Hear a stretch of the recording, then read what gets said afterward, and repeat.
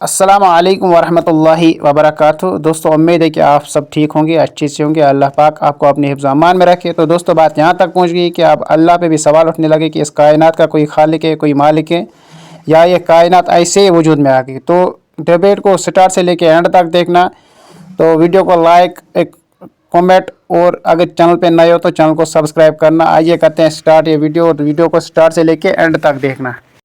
तमाम तारीफ़ें उस क्रिएटर के लिए जिसने इस यूनिवर्स को एक मकसद के तहत पैदा किया है।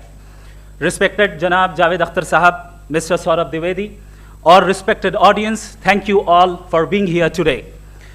आज की डिबेट में चूंकि हम बात करने वाले हैं डज गॉड एग्जिस्ट के टॉपिक पर, तो ये एक ऐसा टॉपिक है जिसके मुताल्लिक कोई भी डिसीजन लेने के लिए अलग अलग स्टैंडर्ड्स हो सकते हैं। लिहाजा डिबेट के शुरू में ये ज़रूरी है कि हम ये जान लें कि आज के इस टॉपिक में कौन सा स्टैंडर्ड सही होगा और कौन सा गलत होगा। सबसे पहला स्टैंडर्ड जिसे मैं समझता हूं कि हमारे रिस्पेक्टेड जनाब जावेद अख्तर साहब बड़ी तेजी के साथ उसकी तरफ लपकेंगे, वो है साइंस।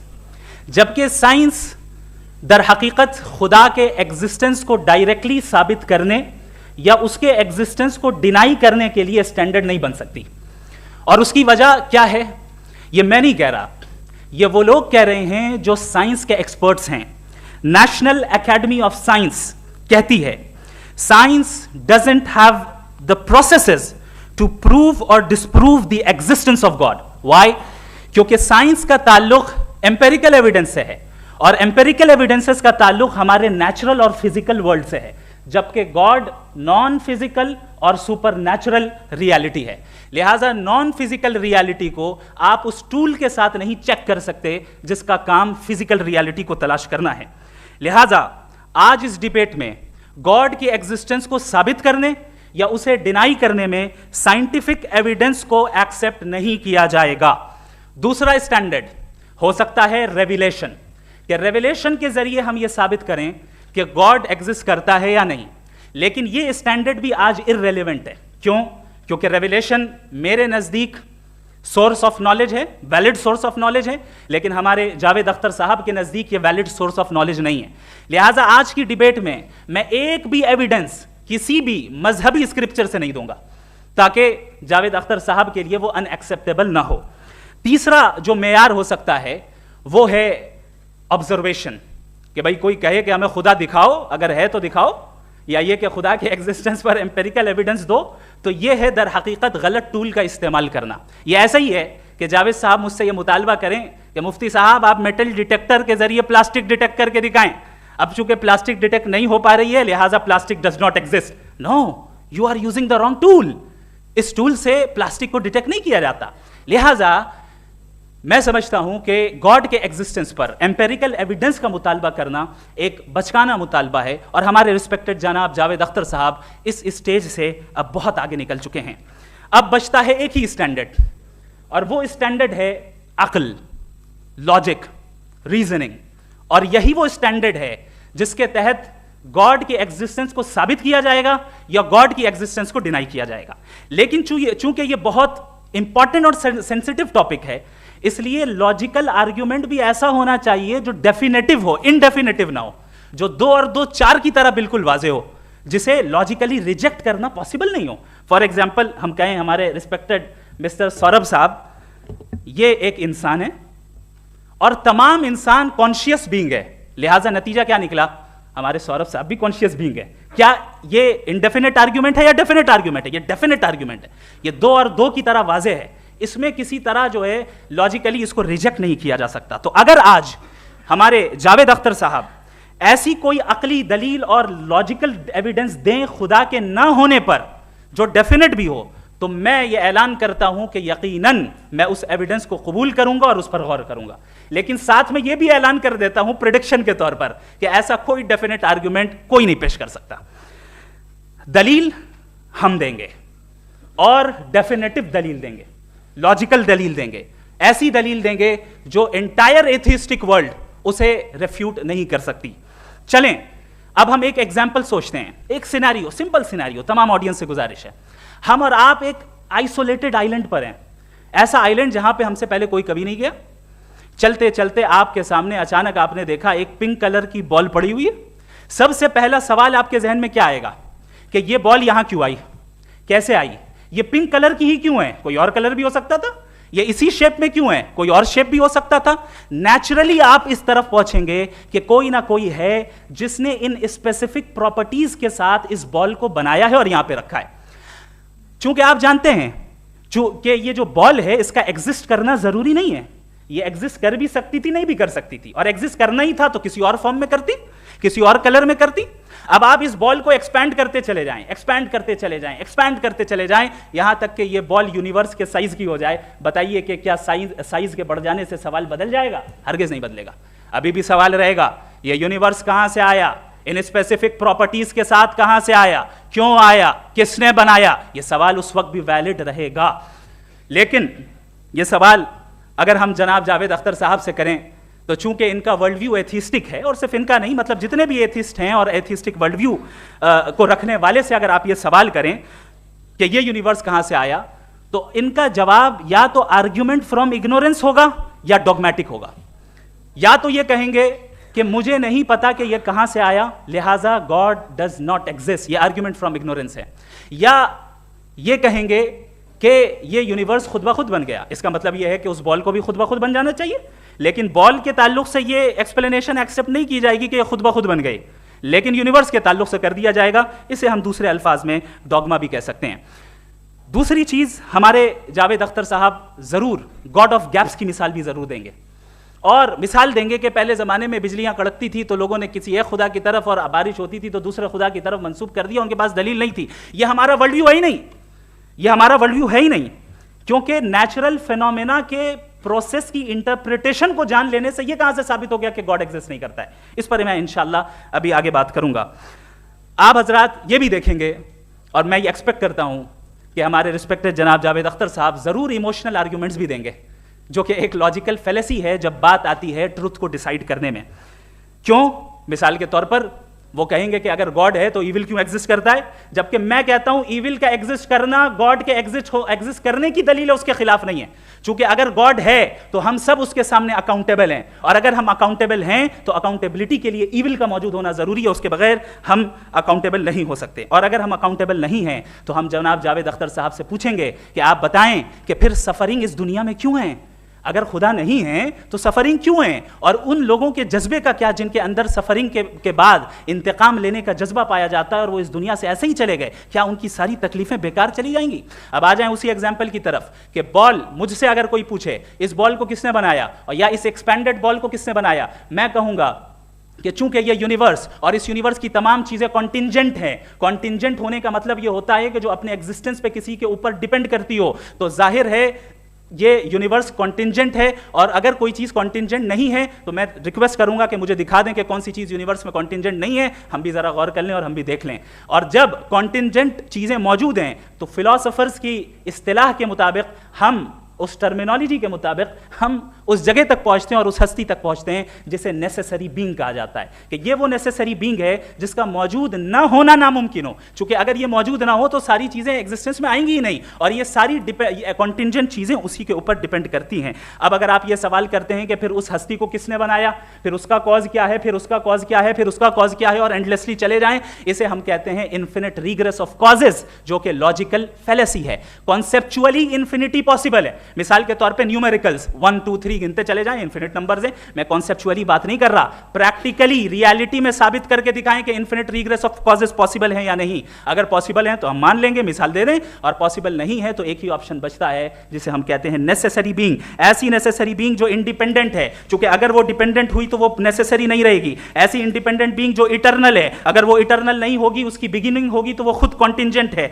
ऐसी बीइंग जो पावरफुल है, क्योंकि कॉन्टिंजेंट को एक्चुअलाइज करने के लिए पावर चाहिए। ऐसी बीइंग जो इंटेलिजेंट है और नॉलेजेबल है, क्योंकि ये यूनिवर्स स्पेसिफिक फॉर्म और स्पेसिफिक लॉज ऑफ नेचर के तहत प्रिसाइजली चल रहा है।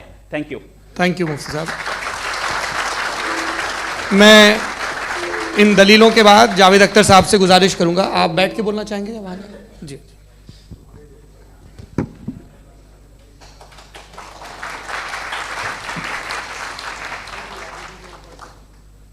पहले तो मैं मुफ्ती साहब को एक अच्छी खबर देना चाहूँगा कि मेरी नॉलेज साइंस के बारे में बड़ी मामूली है, तो आप फिक्र ना करें उसकी।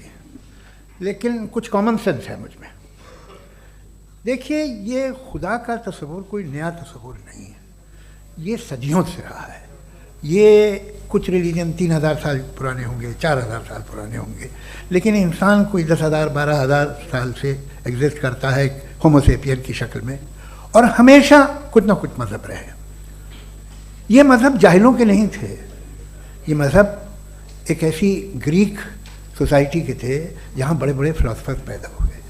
ये मज़हब इजिप्शियंस के थे जिन्होंने पिरामिड्स बनाए थे।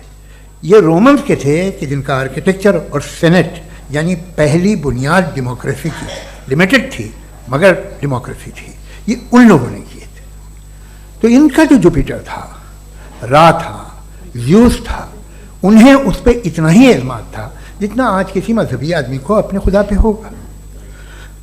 क्रिश्चियनिटी आने से पहले यूरोप में एक मज़हब था जर्मेनिक रिलीजन। उसका एक खुदा था, उसकी एक बीवी थी, उसके 2 बेटे थे, एक बेटी थी। फिर जर्मनी में जब यूरोप में क्रिश्चियनिटी आई तो वो खुदा, उसकी बीवी और पूरे ख़ानदान चला गया।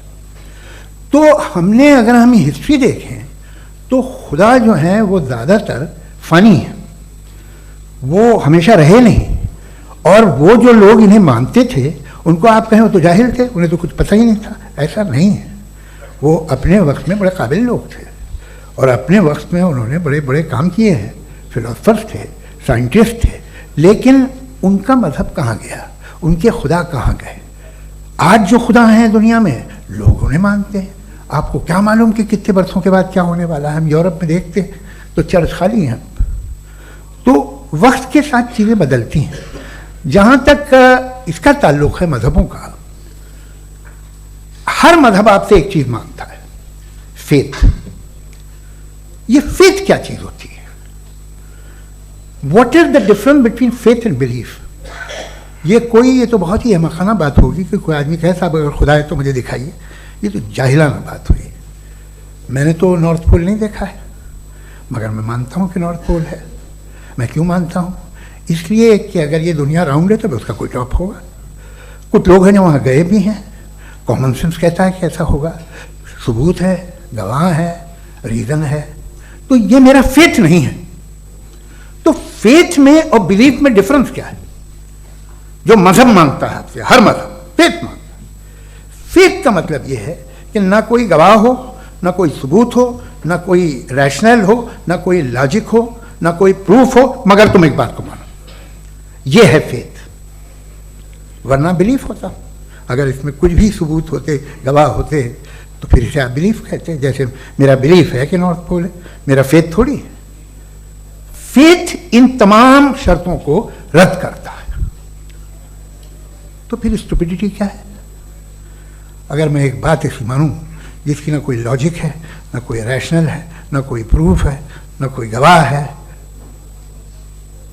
ना कोई सबूत है, और मैं उसे मानूं, तो ये स्टुपिडिटी हुई।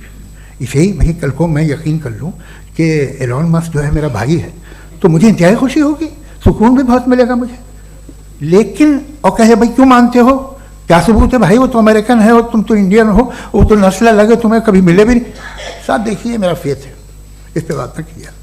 फेथ का मतलब ही यह है कि आप प्रूव नहीं कर सकते।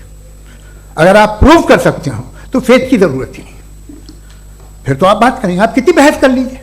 अल्टीमेटली दुनिया का हर मजहब फेथ पे टिका है, और फेथ का मतलब है एक ऐसा यकीन जिसका कोई सबूत, कोई गवाह, कोई रैशनल नहीं। अब आप ये कहें, क्या आप ये क्यों कह रहे हैं कि साहब ये कायनात किसने बनाई? कमाल ये है कि आपने बताया कि एक आइलैंड पे गए और एक बॉल देखी। आपने ये नहीं कहा कि आइलैंड किसने बनाया, आपको सिर्फ बॉल पे हैरत हुई। हमने आइलैंड पे हमने हैरत नहीं की, होते हैं आइलैंड। इसी तरह ये आइलैंड है, सितारे, ये गैलेक्सीज, ये सब आइलैंड हैं, खला में। हम उन्हें टेकन फॉर ग्रांटेड लेते हैं, हम पूछते नहीं कैसे बनाए। आपने जजीरे के बारे में भी नहीं पूछा है। मेरी पैदाइश कैसे हुई? क्या मैं प्लान पैदा हुआ था? I was plan to be born, या एक लकी स्पर्म था जो किसी एग से चिपक गया? मेरी पैदाइश रैंडम, और इंसाफ जिसे आप कहते हैं, इंसाफ का तो नेचर से कोई वास्ता ही नहीं है। जो आप कहते हैं कि एक दिन इंसाफ मिलेगा, इंसाफ is a human concept, nature में कोई इंसाफ नहीं। अगर शेर हिरन को खा जाता है तो उसे कोई सजा नहीं मिलती। अगर एक आंधी आती है और हरे भरे पेड़ों को उखाड़ के फेंक देती है तो आंधियों की जेल नहीं होती है। नेचर में इंसाफ नहीं, इसलिए मुझे नेचर को इंसाफ की जरूरत भी नहीं। नेचर तमाम एक है। अब हम कहें कि साहब ये देखिए जो मैंने खाना खाया था, ये मेरी आँख तो नहीं यूँ कर दिया उसे, तो इसे सजा मिलनी नहीं, वो सिस्टम है, ऐसे ही चल रहा है। नेचर बगैर इंसाफ के है। इंसाफ इज अ ह्यूमन कॉन्सेप्ट। तो जो आपसे कहता है कि मैं तुम्हें इंसाफ दूंगा, वो इंसानी जहन की पैदावार है। ये नेचुरल है ही नहीं, ये आसमानी है ही नहीं। नेचर का तसव्वुर, इंसाफ का तसव्वुर। भाई आप साथ मिलते हैं, अब आप लेफ्ट हैंड ड्राइव करते हैं, ये क्या है? तमाम सच, तमाम नेकी, तमाम शराफत लेफ्ट हैंड ड्राइव है। वरना क्या होगा, या तो आप क्रॉस कर देंगे, आपका एक्सीडेंट हो जाएगा, या आप किसी को मार देंगे, या ट्रैफिक जैम हो जाएगा। झूठ, बेईमानी, रिश्वतखोरी, ये तमाम जो है driving on the wrong side, इसके ऊपर कुछ नहीं। ये तो हमने बनाया, जैसे हमने लेफ्ट हैंड ड्राइव बनाई है। ये कॉन्सेप्ट ऑफ इंसाफ जो है ये हमारा है, इसका नेचर से कोई वास्ता नहीं। शेर खा जाता है हिरन को, उसे जेल होती है क्या? कुछ भी नहीं, है ही नहीं। तो ये जो दुनिया के रिलीजन प्रॉमिस करते हैं आपसे इंसाफ, इसी से मालूम होता है कि मैन मेड है। ये तसव्वुर कहीं और का है ही नहीं। जो नेचर है, कुछ लोग कहते हैं नेचर ही खुदा है, तो नेचर में तो इंसाफ नहीं कहीं। और आप वादा कर रहे हैं कि तुम्हें मरने के बाद इंसाफ मिलेगा। मुझे अगर मिलेगा तो मैं बहुत खुश हूँगा, लेकिन मैं यकीन नहीं कर पाता हूँ, इसलिए कि मैं फेथ नहीं पैदा कर सकता। The very fact that religions demand faith, इसका मतलब है कि उनके पास जस्टिफिकेशन नहीं है। अच्छा साहब, फिर रिलीजन अगर मॉडरेशन में है, कोई सभी नहीं, वो आप में कुछ खूबियाँ भी पैदा करता होगा। देखिए उससे ये फ़ायदा है, वो फ़ायदा है। अल्कोहल जो है वो ज़्यादातर दवाओं में यूज़ होती है, और एक सर्वे किया गया था अमेरिका में कि लॉन्जिटिविटी किन लोगों की है। तो एक तरफ वो लोग थे जो शराब पीते ही नहीं थे, और एक तरफ वो थे जो एक बोतल शराब रोज़ पीते थे। सबसे ज़्यादा लंबी उम्र उनकी है जो 2 पैक नाप के शराब पीते और खाना खाते हैं। मगर हम शराब को बुरा समझते हैं, मैं भी बुरा समझता हूँ। क्यों? ऐसा होता नहीं। कुछ चीज़ों में आदत होती है कि वो बढ़ती है। आज तक में एक आदमी दूध पीता है, आप 10 साल बाद भी मिलेंगे तो एक ही गिलास पीता होगा। ऐसा नहीं होता, सुबह से दूध पीता रहता है। मिल्कोहलिक मैंने नहीं देखे, अल्कोहलिक होते हैं। ये टेंडेंसी है मजहब की कि वो बढ़ता है, जैसे कैंसर बढ़ता है, जैसे शराब बढ़ती है। कुछ लोग होंगे जो उसे सही तरह से यूज़ करते हैं। मुझे यकीन है कि हमारे मुफ्ती साहब भी उनमें से एक हैं, इनसे बहुत खुशी हुई मुझे इनसे मिलकर। लेकिन कितने लोग हैं कि आज आप देखते हैं दुनिया में जो तबाहियाँ हैं, इनमें कितना हाथ है उन लोगों का जो बिलीवर कहते था मजहब ये नहीं कहता, ना कहता होगा, मगर जब ये मजहब पीते हैं तो ऐसे बिहेव करते हैं। थोड़ा सा अगर हो तो शायद बहुत अच्छी बात, लेकिन शराब थोड़ी सी नहीं रहती, उसमें टेंडेंसी है पहले। थोड़ा सा अगर 2-3 कैंसर के सेल हो ना बॉडी में तो आदमी सिम रहेगा, लेकिन वो 2-3 सेल नहीं रहते, वो मल्टीप्लाई होते हैं। जावेद साहब, टाइम पूरा हो गया। टाइम हो गया, लो बस बात खत्म हो गई। अच्छा, मुझे कुछ और कहने को था भी नहीं। जी, मैं पहले जवाबी दौर के लिए इनवाइट कर रहा हूं मुफ्ती साहब को। Your rebuttal round 1, you have 7 minutes.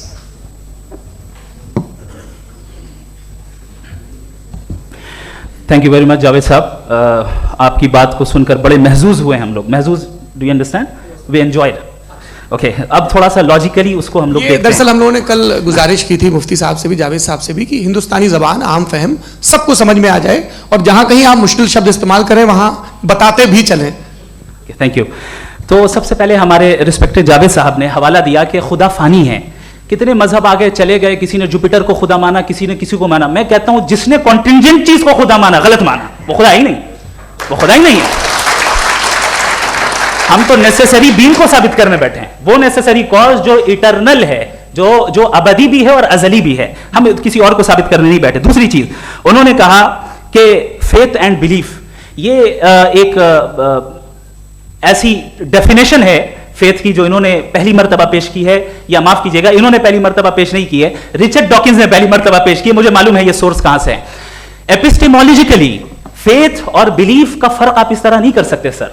Faith सही भी होता है, गलत भी होता है, बिलीफ सही भी होता है, गलत भी होता है। जो लॉजिक, रीजन और एविडेंस से बैक्ड होगा वो फेथ सही होगा। और आप जिस फेथ की बात कर रहे हैं कि इलॉजिकल है और उसके पीछे नहीं है, तो we are on the same page. हम नहीं मानते उस फेथ को, जो फेथ ऐसा हो जिसके पीछे कोई लॉजिक ना हो, एविडेंस ना हो, हम नहीं मानते। हम तो उस फेथ के कायल हैं जिसके पीछे लॉजिक हो और एविडेंस हो। तो बिलीफ सही भी होता है, गलत भी होता है, फेथ भी सही होता है और गलत भी होता है। तो आज फेथ और बिलीफ के डिफरेंस पे बात नहीं हो रही है। आज आप चाहे फेथ एक्सेप्ट कर लें या बिलीफ एक्सेप्ट कर लें, आज ये बात होगी कि ट्रूथ क्या है, चाहे ट्रू बिलीफ सही है या ट्रू फेथ सही है, और फॉल्स फेथ क्या है और फॉल्स बिलीफ क्या है, बात इस पे हो रही। दूसरी चीज इन्होंने पूछा स्टुपिडिटी फिर क्या है। अगर फेथ रिलीजन स्टुपिडिटी नहीं है तो और क्या है, चूंकि फेथ का मुतालबा करते हैं तो स्टुपिडिटी क्या है। मैं कहता हूं स्टुपिडिटी एथिज्म है। उसकी वजह यह है कि आप एक सड़क पे जा रहे हो और आप किसी गार्डन में जाएं और देखें वहां लिखा है फूलों के साथ I love Javed Akhtar, and I really do, I love you sir. So जब आप वहां पर पहुंचे तो वहां पहुंचकर अब ये बताएं, क्या आप ये कहेंगे वाह व्हाट अ नेचुरल सिलेक्शन, ये क्या नेचुरल सिलेक्शन है? नहीं, ये प्रिसाइजली डिजाइंड है, इसके पीछे डिजाइनर है। लिहाजा अगर कोई एक ऐसी कॉमन सेंस की बात को कबूल नहीं कर रहा है कि यूनिवर्स जो इतने प्रिसाइजली काम कर रहा है, हम कह दें कि खुद ब खुद बन गई, मैं समझता हूं इससे बड़ी स्टुपिडिटी और कुछ नहीं है। ये इरैशनल चीज है। फिर हमारे सर ने कहा कि आपने बॉल पे फोकस किया, आइलैंड पे फोकस नहीं किया। अरे आइलैंड को किसने बनाया यही समझाने के लिए तो बॉल की मिसाल दे रहा हूं। और बॉल भी कॉन्टिंजेंट है, आइलैंड भी कॉन्टिंजेंट है, दोनों नेसेसरी बीइंग का मुतालबा करते हैं। आगे इन्होंने कहा कि नेचर में कोई इंसाफ नहीं है। हम डिसाइड करते हैं कि मोरालिटी क्या होती है, इंसाफ क्या होता है। हम डिसाइड करते हैं, जैसे ड्राइविंग सीट में ट्रैफिक वाला, ये तो किसी खुदा ने नहीं कहा, ये है, इसे कहते हैं फॉल्स इक्विवेलेंस। ये एक लॉजिकल फेलेसी है। आपने जो है मिसाल दी ड्राइविंग की और ट्रैफिक की, ये सब्जेक्टिव मोरालिटी है। आप सब्जेक्टिव मोरालिटी को मिसाल बनाकर ऑब्जेक्टिव मोरालिटी के ऊपर नहीं थोप सकते। इंसाफ की ऑब्जेक्टिव मोरालिटी। अगर आप ये कहते हैं कि नेचर में इंसाफ नहीं है तो इंसाफ का न होना ये नेचुरल हुआ, तो फिर नेचर को नेचर रहने दे, क्यों हम इतना स्ट्राइव कर रहे हैं दुनिया में इंसाफ लाने के लिए? ये तो इलॉजिकल बात है, इरैशनल बात है। इसलिए बहुत सी चीजें ऐसी हैं जो ऑब्जेक्टिवली जो है इविल या गुड हैं, और बहुत सी चीजें ऐसी हैं जो सब्जेक्टिवली हैं। सब्जेक्टिवली जो मोरल होता है या इमोरल होता है उसको हम सोशल कंसेंसस से या पर्सनल प्रेफरेंस से डिसाइड करते हैं। लेकिन जो ऑब्जेक्टिव मोरालिटी है, जिसमें इंसाफ आया, जो इन्होंने बार बार रिपीट किया, ये ऑब्जेक्टिव है, सब्जेक्टिव नहीं है। अगर आप कहते हैं ये सब्जेक्टिव है, तो मेरा सवाल आपसे ये है, क्या सोशल कंसेंसस के जरिए अगर जुल्म को सही करार दे दिया जाएगा तो आप जुल्म को जस्टिफाई करेंगे? दूसरी चीज इन्होंने यह कहा कि 2 पैक शराब पी लें तो वो उतने पे नहीं रहता, बढ़ जाता है। यही मामला मजहब के साथ है। 2 पैक आप पी लें बढ़ेगा। तो ये एक ऐसी मिसाल है, इसको कहीं भी फिट कर लें कि आप एथिज्म पे जब फिट करें, जब आप 2 पैक एथिज्म का लेंगे ना, तो वो बढ़ बढ़ के नॉर्थ कोरिया बनेगा। Thank you.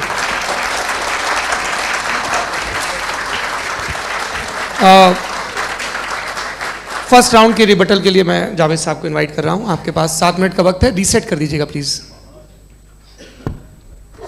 मुझे इस बात की खुशी है कि मुफ्ती साहब ने भी मान लिया कि नेचर में कोई इंसाफ नहीं है। तो कोई भी चीज़ जो इंसान ने नहीं बनाई है उसमें इंसाफ नहीं होता है। एक बात मैं आपसे अर्ज़ करूँ, जरा पता लगा लीजिएगा, ये जो आप बाग में जाते हैं बेहद खूबसूरत फूल देखते हैं ना, इनमें से कोई नेचुरल नहीं है। ये सारे फूल क्रॉस करके बनाए गए हैं। जो जंगल में फूल होते हैं नहायत मामूली होते हैं, ये फूल इंसानों ने बनाए हैं। जो आप बाग में देख के वाह वाह कहते हैं, ये इंसानों के बनाए हुए हैं। डिफरेंट फूलों को क्रॉस करके, डेवलप करके, फिर क्रॉस करके इस तरह से बनाए गए। नेचुरल फ्लावर नहीं। किसी जंगल वीरान में जाके आप गुलाब के फूल नहीं देखेंगे। ये सब बनाए हुए इंसान ने, बहुत से काम इंसान ने किए हैं। बाकी है कि आपने मेरी एक बात का जवाब नहीं दिया, जिससे मुझे शिकायत है कि फेथ क्या है और आप फेथ मांगते क्यों हैं मुझसे? आप तो लॉजिकल हैं, आपके पास तो सारे रैशनल्स हैं, आपके पास सारे सबूत हैं, तो आपको फेथ की डिमांड क्यों करते हैं कि भाई तुम सरेंडर कर दो और सवाल मत करो? कोई मजहब सारे सवाल करने की इजाजत नहीं देता है। और मना करता है कि दादा सवाल ना करो, बहक जाओगे तुम। आप क्यों रोकते हैं? हकीकत यह है कि इंसानी तारीख क्या है। इंसानी तारीख ये है कि दुनिया में दो तरह के लोग हुए हैं। एक वो जिन्होंने अपनी लाइल्मी की परस्तिश की है, दूसरे वो जिन्होंने अपनी इग्नोरेंस या लाइल्मी से झगड़ा किया है और मालूम किया है कि क्या है। ये जो आप कह रहे हैं, आज आप हैरान हैं कि भाई ये यूनिवर्स कैसे बनी। लोग हैरान थे कि सूरज डूबता है तो इधर से कैसे निकलता है। और आप एक कदम जाके हमेशा का मानने को तैयार है, एक कदम पीछे ही मान जाइए। भाई आप इसके बाद जाते हो, कहते सवाल ना करना कि ये कहाँ से आया, ये पावर तो हमेशा से हमेशा रहेगी। तो आप यूनिवर्स के बारे में मानने में क्या तकलीफ है? एक कदम पहले रुक जाइए, ये हमेशा से थी या नहीं थी हमें मालूम नहीं है। और ये कहना कि हमें मालूम नहीं है, कमाल ये है कि दुनिया के सारे मज़हब सब जानते हैं ये दुनिया कैसे बनी थी, कैसे मिटेगी, मरने के बाद क्या होगा, इनको सब इल्म है। इनको किसी को डायनासोर होते थे पहले ये नहीं पता था, किसी को नहीं पता। किसी भी दुनिया की मजहबी किताब में डायनासोर का जिक्र नहीं है।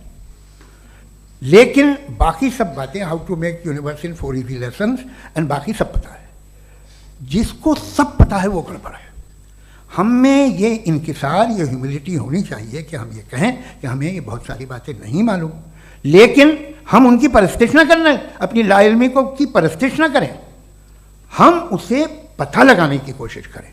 जिस दुनिया में आप बैठे हैं सर, ये हॉल जो है, ये इलेक्ट्रिसिटी जो है, ये माइक जो है, जिस हवाई जहाज से आप आए थे, वो जिस कार से आप यहाँ आए हैं, ये सब उन लोगों की बनाई हुई है जिन्होंने सवाल किए थे। ये दुनिया जिसमें आप आज आराम से हैं, ये उन लोगों की बनाई है कि जिन्होंने सवाल किए थे। और हर स्टेज पे इन सवालों को मकरूह कहा गया था, गलत कहा गया था। आप जरा तारीख पढ़िए, एक बड़ी दिलचस्प किताब है बर्ट्रैंड रसेल की, जिसमें उसने रिलीजन एंड साइंस कि कब से रिलीजन जो है साइंस के अगेंस्ट है। और हद तो यह है कि भाप के इंजन के खिलाफ थे, स्टीम इंजन के भी खिलाफ थे, और फतवे हुए उन पर, वेटिकन ने दिए। तो ये हमेशा, अभी जैसे ही ये राइट फिंगर आते हैं अमेरिका में पावर में, तो वो जो अपना ये क्या बोलते हैं उसे, सीड क्या बोलते हैं, सीड क्या जो, हाँ नहीं सीड जो होते हैं जिसपे जी, नहीं भाई, वो जो ह्यूमन बॉडी के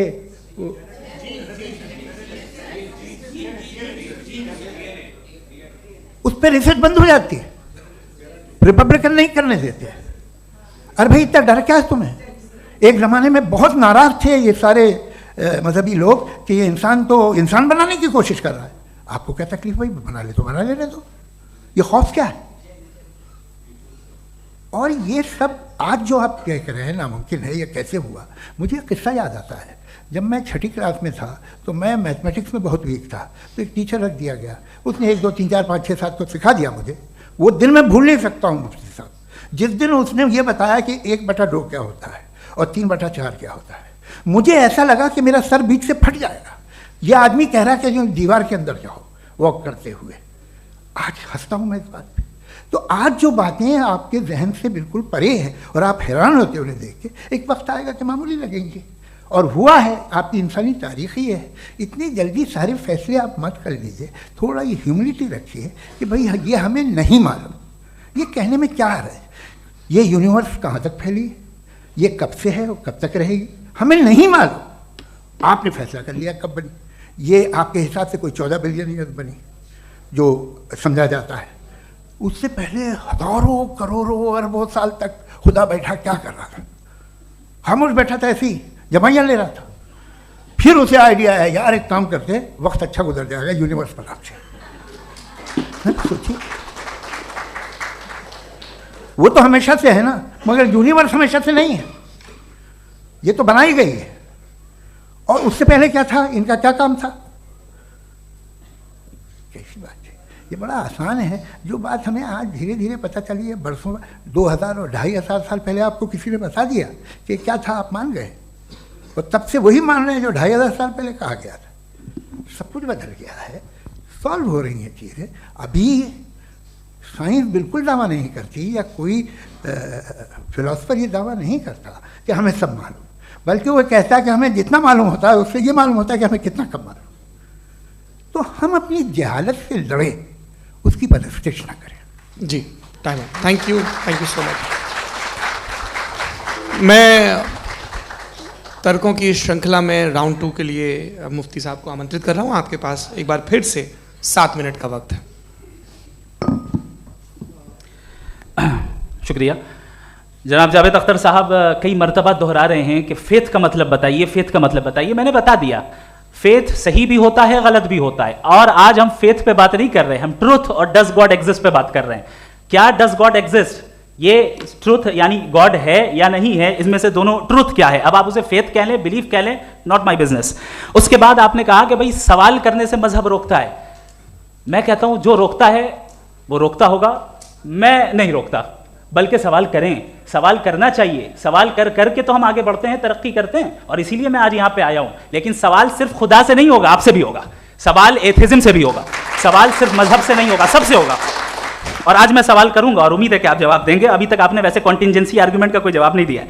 चलें, आपने कहा यूनिवर्स के बारे में इटर्नल क्यों नहीं बोल देते। ये चूंकि लॉजिकली पॉसिबल ही नहीं है कि यूनिवर्स इटर्नल हो। यूनिवर्स एक कॉन्टिंजेंट चीज है जो टाइम एंड स्पेस के पाबंद है, टाइम एंड स्पेस से बाउंड है। जो टाइम एंड स्पेस से बाउंड होगा वो कॉन्टिंजेंट होगा, जो कॉन्टिंजेंट होगा वो उसकी बिगिनिंग हुई होगी, जिसकी बिगिनिंग हुई होगी वो इटर्नल नहीं हो सकता। ये तो कॉमन सी बात है। आपने कहा कि किसी मजहबी किताब में डायनासोर का जिक्र नहीं है। अफसोस कि आज तक किसी मैथमेटिक्स की किताब में मुझे डायनासोर का जिक्र नहीं मिला। तो इसका मतलब मैथमेटिक्स की किताब बेकार है? नहीं, उसका वो टॉपिक नहीं है। रेवलेशन का और मजहबी किताबों का टॉपिक ये नहीं है कि आपको आके बताए साइकिल कैसे बनाते हैं, या आकर ये बताएं कि जो है डायनासोर कब था। वो तो मोरालिटी सिखाने आया है, गॉड के बारे में बताने आया, नॉन फिजिकल रियलिटी की हकीकत को सिखाने के लिए आया। रिलीजियन साइंस को रोकता है? नहीं रोकता। अगर रोकता है तो गलत करता है। रिलीजियन साइंटिज्म को रोकता है, जिसमें हमारे जावेद साहब मुब्तला हैं। साइंस और साइंटिज्म में फर्क है।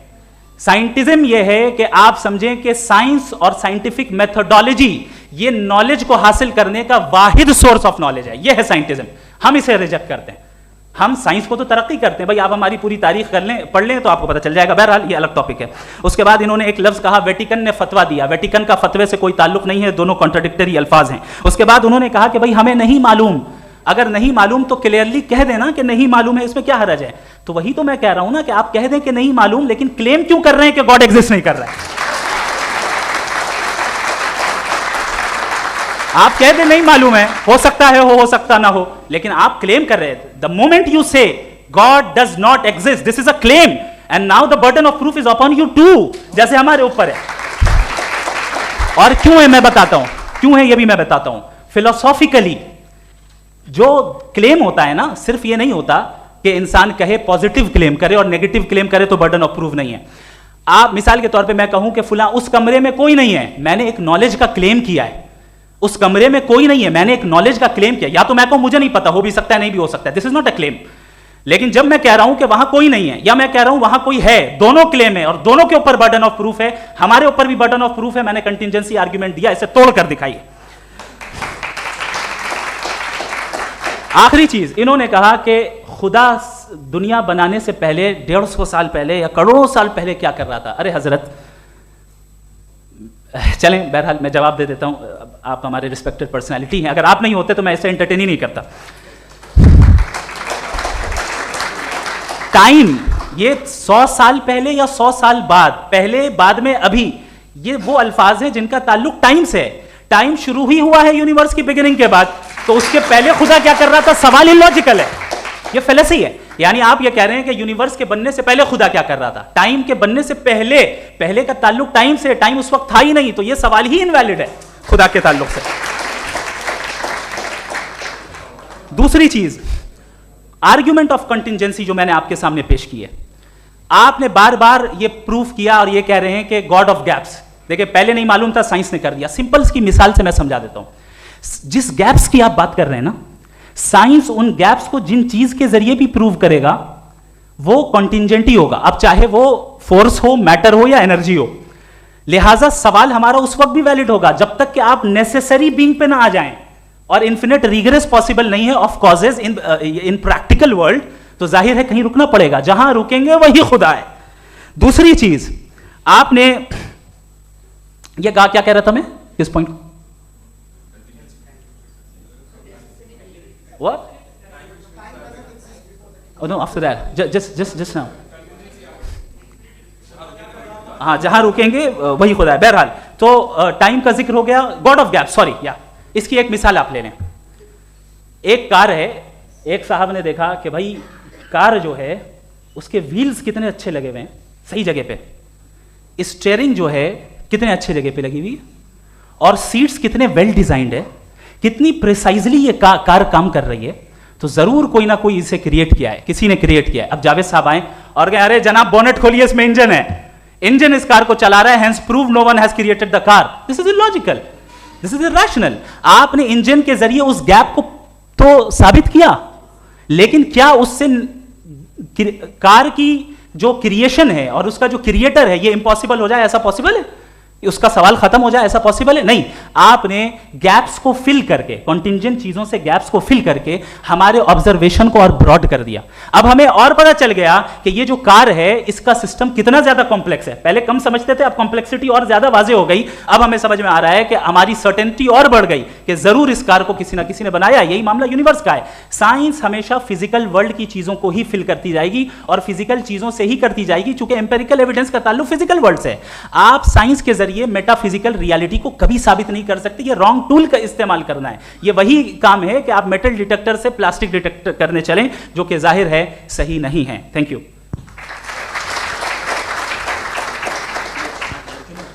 जी। ये आर्ग्यूमेंट का राउंड 2 है। हाँ। 7 मिनट है। पहले तो मैं आपसे अर्ज करूं कि आपने कहा कि जब कायनात ही नहीं थी तो वक्त भी नहीं था, कुछ भी नहीं था। कैसे नहीं था? खुदा था, एक एग्जिस्टेंस तो था ना खुदा का। तो जब खुदा था तो वक्त भी होगा। ऐसा नहीं है कि कुछ भी नहीं था, खुदा था। अच्छा, बाकी एक आपने कहा साहब आप साबित कीजिए, आपके पास भी लॉजिक है या मेरे पास भी लॉजिक है। आप मेरा जिम्मेदारी नहीं है साबित करना कि खुदा है। बर्टन रसल ने बड़ी अच्छी बात कही।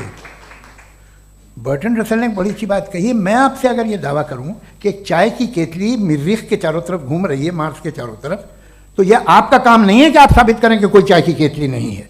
ये मेरा काम है, मैंने दावा किया है। ये दावा तो मजहबी लोग करते हैं कि खुदा है। मैं क्यों साबित करूं कि नहीं है? जब तक आप मुझे कन्विंस नहीं कर देंगे मैं नहीं मानूंगा। आपकी जिम्मेदारी है, मेरी जिम्मेदारी नहीं है।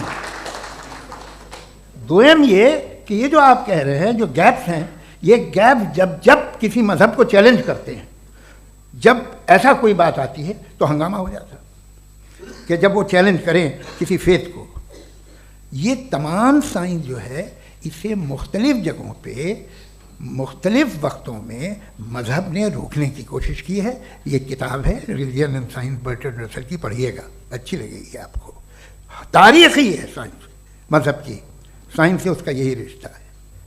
अच्छा, अब ये हम सोचें कि बहरहाल ये वजूद जो है मजहब और ये बिलीव इन गॉड इंसान को बेहतर बना देता है।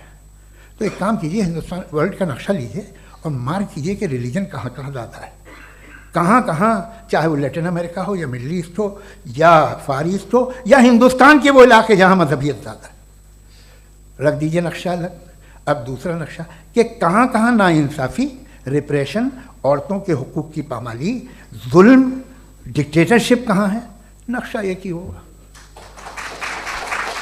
तो आप मुझे बताएं कि जो इसका तरकीब इस्तेमाल क्या है। खुदा का तरकीब इस्तेमाल तो बताइए। आप छोटी सी दवा सड़क पे बेचते हैं, उसकी भी तरकीब इस्तेमाल बताते हैं।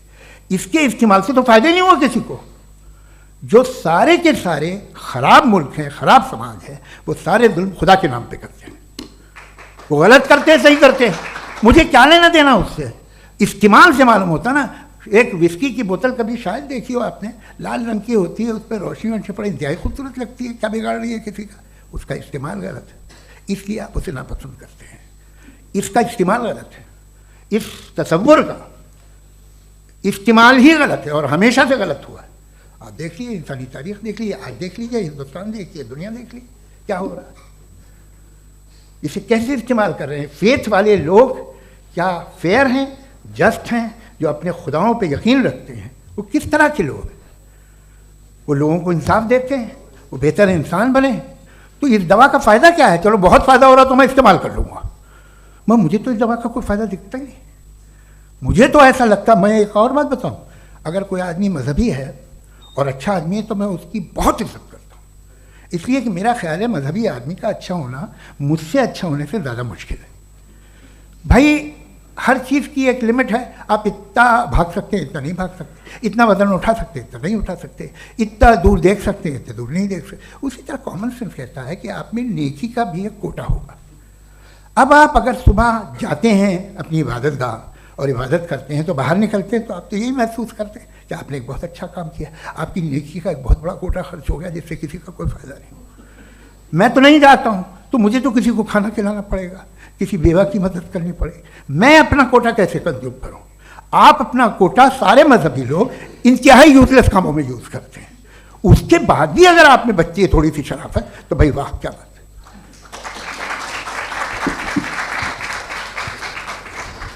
एक तो मुझे ये बात बहुत अच्छी लग रही है कि दोनों ही विद्वान समय को मानते हैं और बहुत समय से अपनी दलीलें और बाज दफ़ा समय से पहले अपनी तकरीरें पूरी करके अपनी अपनी कुर्सी पर बैठ रहे हैं। ये इस आर्ग्यूमेंट का राउंड 2 पूरा हुआ।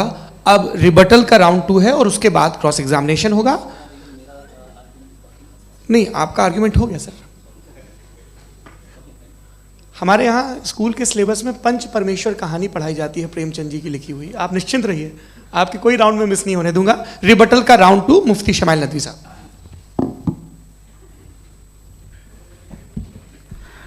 असल में जो हकीकी प्रॉब्लम है, असल प्रॉब्लम है वो ये है कि जावेद साहब के पास कॉन्सेप्ट ऑफ गॉड क्लियर नहीं है। इन्होंने कहा कि कायनात से पहले खुदा तो था, तब भी तो टाइम होगा। ये टाइम कायनात का हिस्सा है। हम उस खुदा को मानते हैं, नेसेसरी बीइंग का टाइमलेस होना जरूरी है चूंकि वो टाइम का क्रिएटर है। जब उसने टाइम को क्रिएट किया तो वो खुद टाइम पे कैसे होगा? उसने जब स्पेस को क्रिएट किया तो खुद स्पेस में कैसे होगा? अगर वो टाइम एंड स्पेस को पहले से ही उसका पाबंद है तो फिर किस चीज को उसने क्रिएट किया? लिहाजा ये सवाल गलत है कि खुदा था तो टाइम होगा। बिल्कुल नहीं, टाइम के पाबंद हम हैं, खुदा नहीं है। हम फिजिकल वर्ल्ड से ताल्लुक रखते हैं, वो मेटाफिजिकल रियलिटी है। दूसरी चीज इन्होंने मिसाल दी कि चाय की केतली हवा में घूम रही होगी, और पता नहीं शायद वो बर्टन रसल का उन्होंने हवाला दिया। बहरहाल यही प्रॉब्लम है। प्रॉब्लम यही है कि हम चीजों के दरमियान डिफ्रेंशिएट नहीं कर पाते हैं। ये जो आपने मिसाल दी ये इमेजिनेशन है, और मैं जो साबित कर रहा हूं वो लॉजिकल नेसेसिटी है।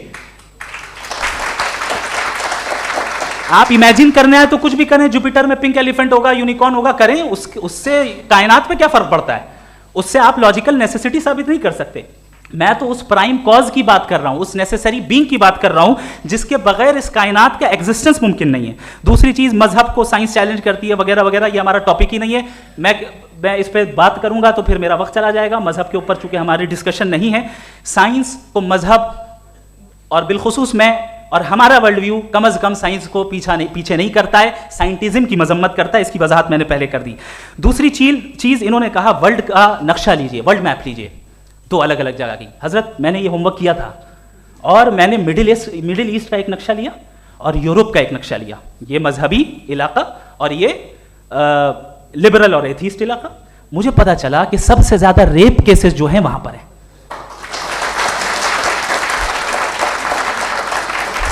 मुझे ये पता चला यूएन की रिपोर्ट के मुताबिक, मैं ये अपने घर से नहीं लेके आ रहा, कि जो वर्किंग वुमेन है यूरोपियन कंट्रीज में उसमें 81% वुमेन सेक्सुअल हैरेसमेंट का वर्क में शुमार हो रही है। ये मिडिल ईस्ट में नहीं हो रहा है, वो मजहबी लोग हैं इसलिए नहीं हो रहा है। दूसरी चीज आपने ये कहा कि मजहबी आदमी का अच्छा होना हमारे अच्छे होने से बहुत मुश्किल है, बहुत मुश्किल है। तो इसका मतलब यह है कि गॉड के अलावा आपके पास अच्छे और बुरे का कोई स्टैंडर्ड है। मैं चाहूंगा कि कन्वर्सेशनल स्टाइल वाली डिस्कशन और सेगमेंट पे इसी पे बात कर लेते हैं। Thank you very much.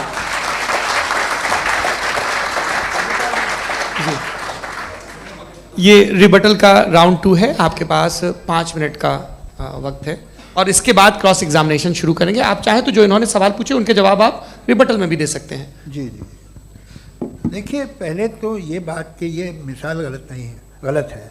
इन्होंने पहले ही हमको डिसार्म कर दिया, कह लिया अकल से मामला सॉल्व नहीं हो सकता, लॉजिक से आप पहुंच नहीं सकते। ये एक मेटाफिजिकल चीज़ है। मेटाफिजिकल अजीब सा लफ्ज़ है, ठीक से किसी को माने नहीं मालूम इसके, तो ऐसा लगता है कुछ बड़ी चीज़ है। अरे भाई क्या होता है मेटाफिजिकल बताओ? खड़ी हो। ये एक लफ्ज़ है जो कहीं भी इस्तेमाल हो जाता है। जब आप एक बात कर रहे हैं और आप मुझसे बहस कर रहे हैं तो मुझे मेटाफिजिकल मत बताइए, आप लॉजिकली मुझे प्रूव किए। और अगर लॉजिकली आप नहीं बात करते साहब ये मेटाफिजिकल है, तो फिर हम आप बात क्या कर रहे हैं? मेरा आपका किस ज़बान में कॉन्वर्सेशन होगा? और ये कहना कि वक्त पहले नहीं था, तो फिर क्यों कहते हैं ये हमेशा से और हमेशा रहेगा? हमेशा वक्त है, तो आप कैसे कहते हैं वो हमेशा से है और हमेशा रहेगा? हमेशा का मतलब है कोई वक्त, अगर वक्त ही नहीं है तो हमेशा कैसे? बाहर वो रहेगा।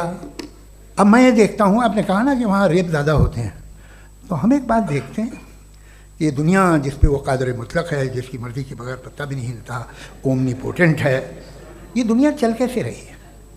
और इस दुनिया का हाल क्या है? 45,000 बच्चे जो 10 साल की उम्र से कम थे वो गाजा में मरे। भूख से काला हांडी में बच्चे मरते हैं और डिप्थेरिया से मरते हैं। डिप्थेरिया अजीब मर्ज है, गले में जाली बनना शुरू होती है, बच्चा नीला हो जाता है, गरीब का बच्चा, इसलिए कोई उपास इलाज नहीं। ये कादर मुतलक है जो चाहे कर दे।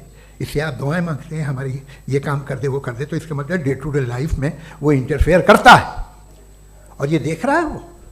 अगर वो वाकई भी है फॉर डिस्कशन सेक, तो मैं जब दुनिया देखता हूँ तो मेरे दिल में उसके लिए कोई इज्जत नहीं पैदा होती। ये क्या कर रहे हो तुम पूरे ऑल पावरफुल हो, ओमनीपोटेंट हो, ओमनी प्रेजेंट हो। तुम तो वहाँ गाजा में रहे होगे ना, तुम हर जगह हो। तुम देख रहे थे कि बच्चे की कैसे धज्जियाँ उड़ रही, तुम देख रहे थे और तुम चाहते हो मैं तुम्हारी परस्तिश करूँगा, तुम हो भी। अरे यार, इसके अच्छे तो हमारे चीफ प्राइम मिनिस्टर हैं, कुछ तो ख्याल करते हैं।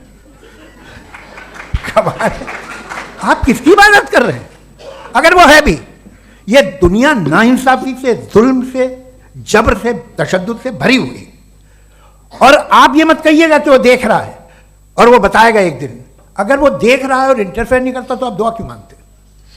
आप कहते हैं मेरा ये काम करा दे, इसके मतलब है वो दखल दे सकता है, वो आपको नौकरी दिलवा सकता है, भले दूसरे आदमी को ना मिले, मगर आपका काम कर देगा चूंकि आपने दुआ मांगी है। तो जब वो आपको नौकरी दिला सकता है, लड़की की शादी कर सकता है, बेटे को ग्रीन कार्ड दिलवा सकता है, तो कम से कम ये जो मर रहे हैं बच्चे, इनको रोक दे, कुछ तो करे। मुझे तो दुनिया में, इस दुनिया का कोई मालिक है, इसका ओमनीपोटेंट कोई रूलर है, और ये दुनिया ऐसी चल रही है। मैं तो चाहूँगा कि भाई ना हो, अगर हो तो बड़ी शर्मिंदगी की बात है। शुक्रिया।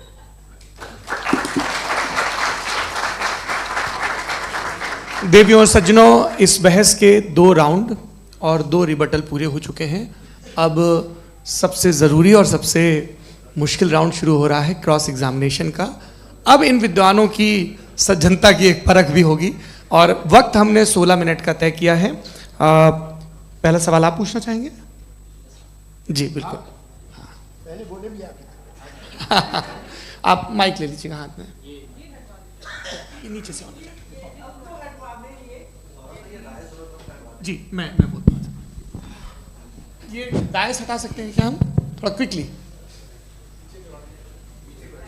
डायस पीछे कर दीजिए बस थोड़ा सा, है, ताकि ये जो दाएं बाएं लोग बैठे हैं इसे हटा दीजिए। अब हम वहाँ तो जाने वाले नहीं, आराम से आराम से दोनों तरफ से हटा दीजिए।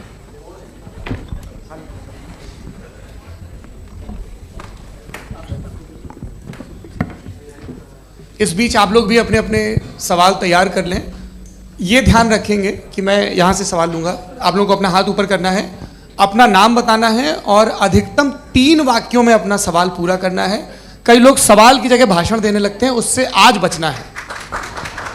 जी मुफ्ती साहब, पहला सवाल आपका, 16 मिनट हैं, हम दोनों लोगों के सवाल लेंगे। जी जी बहुत शुक्रिया। आपकी जो अभी बात हुई बहुत अहम थी, मैं इसको चाहूँगा कि आगे डिस्कस करूँ, लेकिन चूँकि अभी ये वो सेगमेंट है क्रॉस एग्जामिनेशन, तो सबसे पहला सवाल आपसे ये है कि जो मैं इतनी देर से कॉन्टिंजेंसी आर्ग्यूमेंट आपको बता रहा था, ये अकल से ही बता रहा था हजरत, आप ये बताएं कि आप इन्फिनिट रिग्रेस ऑफ कॉजेस को पॉसिबल मानते हैं या नेसेसरी बीइंग के एग्जिस्टेंस को सही समझते हैं? चूंकि 2 ही ऑप्शन हो सकता है, आप ये बताएं। देखिए, आपको मैं ईमानदारी से बात करूँ, एक तो मैं कॉन्टिजेंसी वर्ड ठीक से समझता नहीं, और इस वक्त भी जो आपने अंग्रेज़ी के अल्फाज इस्तेमाल किए वो ज़रा थोड़े से मुझे डिफ़िकल्ट और कॉम्प्लिकेटेड लगे, तो आप ज़रा सिंपल ज़बान में सवाल कर सकते हैं? बिल्कुल कर सकता हूँ। जी। यूनिवर्स की हर चीज कॉन्टिंजेंट होने का मतलब यह है कि वो अपने एग्जिस्टेंस में किसी के ऊपर डिपेंडेंट है। जो भी चीज डिपेंडेंट होगी वो चीज इंडिपेंडेंट नहीं हो सकती, तो उसका कोई ना कोई कॉज होगा। तो अब आप क्या समझते हैं कि ये इन्फिनिट रीग्रेस है, यानी कॉज पर कॉज, कॉज पर कॉज, कॉज पर कॉज, और कभी कोई यानी एंडलेसली चलता रहा? क्योंकि अगर ऐसा होगा तो हम तो एग्जिस्टेंस में आते ही नहीं। लॉजिकली ये मुत्तफक अलैह चीज है, मुत्तफक अलैह, अग्रीड अपॉन। ओके, इस पे हमने एग्री किया था कि मुश्किल शब्द आएगा तो अर्थ बताना पड़ेगा। तो इन्फिनिट रिग्रेस तो पॉसिबल नहीं है, तो कहीं ना कहीं आपको रुकना पड़ेगा ऐसे नेसेसरी जी। थिंग पर। नहीं, कोई ज़रूरत नहीं रुकने की। किसने कहा आप रुकना पड़ेगा? आप रुकते हैं खुदा पे, आप नहीं रुकते। आप कहते हैं वो हमेशा से, जब उस वक्त से जब वक्त नहीं था। आप कहाँ रुकते हैं कि अब हुआ था वो? आप नहीं कहते। हम क्यों नहीं मान सकते कि यूनिवर्स जो है और बल्कि मल्टीवर्सेस जो है वो हमेशा से हैं, वो बनती है, सब बिगड़ती contingent है। एक हमारे यहाँ एक चीज़ है, ब्लैक होल, वो समेट लेता है वापस, फिर ब्लास्ट होता है, फिर फैल जाता है। और इसमें हमारी तो खैर कोई औकात ही नहीं है। इंसान की एक छोटे से ज़र्रे पे हम 50-60 साल की उम्र रखते हैं, जो करोड़ों अरबों साल की कायनात है उसमें, और पैदा भी नहायत ही बेहुदा वजह से हुए थे। तो इसमें ये सोचना कि इसकी वजूहात और ये क्यों है, ये डिपेंडेंट है, ये हम देख रहे हैं, क्या मालूम। आप सोचिए कि ये जो फैल रही है कायनात, ये कहाँ फैल रही है, ये कहाँ जा रही है, और ये फैल क्यों रही है? अरे बना ली थी तुमने, रुको भैया, हमें काफ़ी है।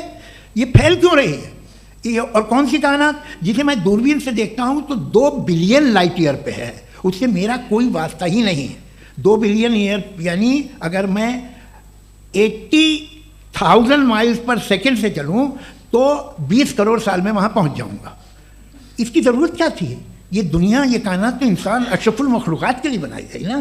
तो ये सब ये टर्म समझ में नहीं आया। इसमें कोई खास समझने वाली बात थी भी नहीं।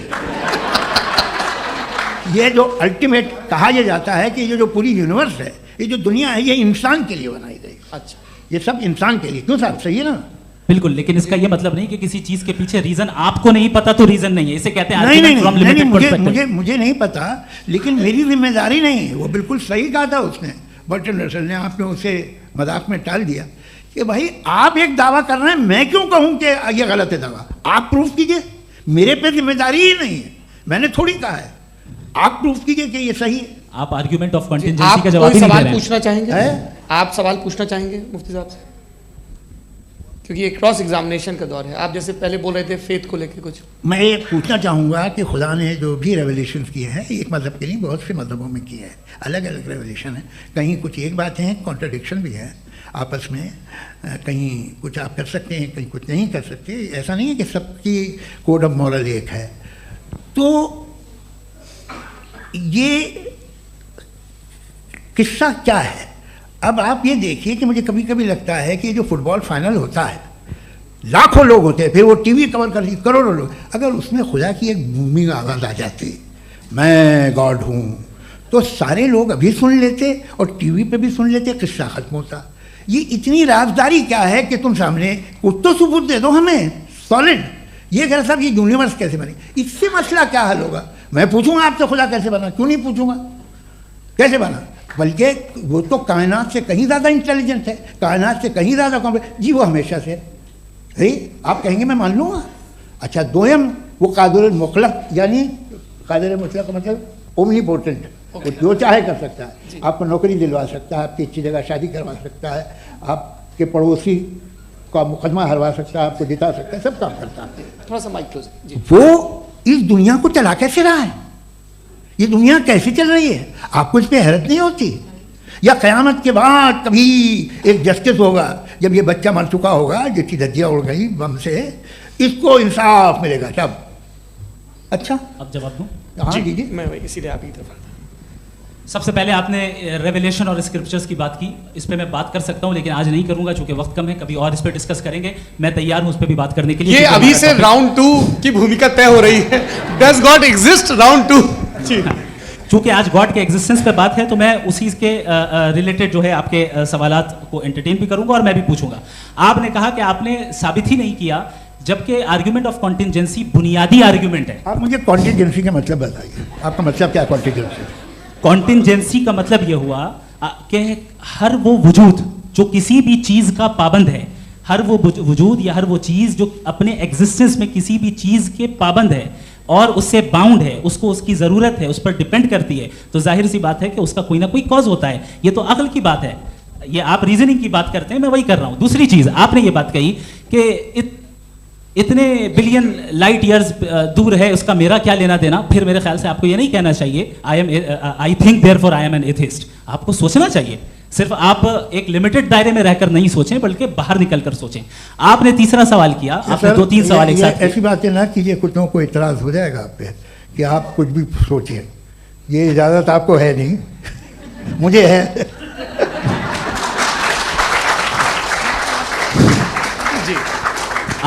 आपने प्रॉब्लम ऑफ इविल के ताल्लुक से सवाल किया और बार बार आप एक लफ्ज रिपीट कर रहे हैं कि ओमनीपोटेंट गॉड है, ऑल पावरफुल गॉड है। यही तो दरअसल समझना है कि गॉड का कॉन्सेप्ट क्या है। प्रॉब्लम ऑफ इविल जो है, प्रॉब्लम ऑफ इविल दर हकीकत 2 असम्पशंस पर कायम है। अगर आप इन 2 असम्पशंस को समझ जाएं तो ये प्रॉब्लम नहीं रहेगी, आर्ग्यूमेंट आपको समझ में आ जाएगी कि ये कोलैप्स कर जाता है।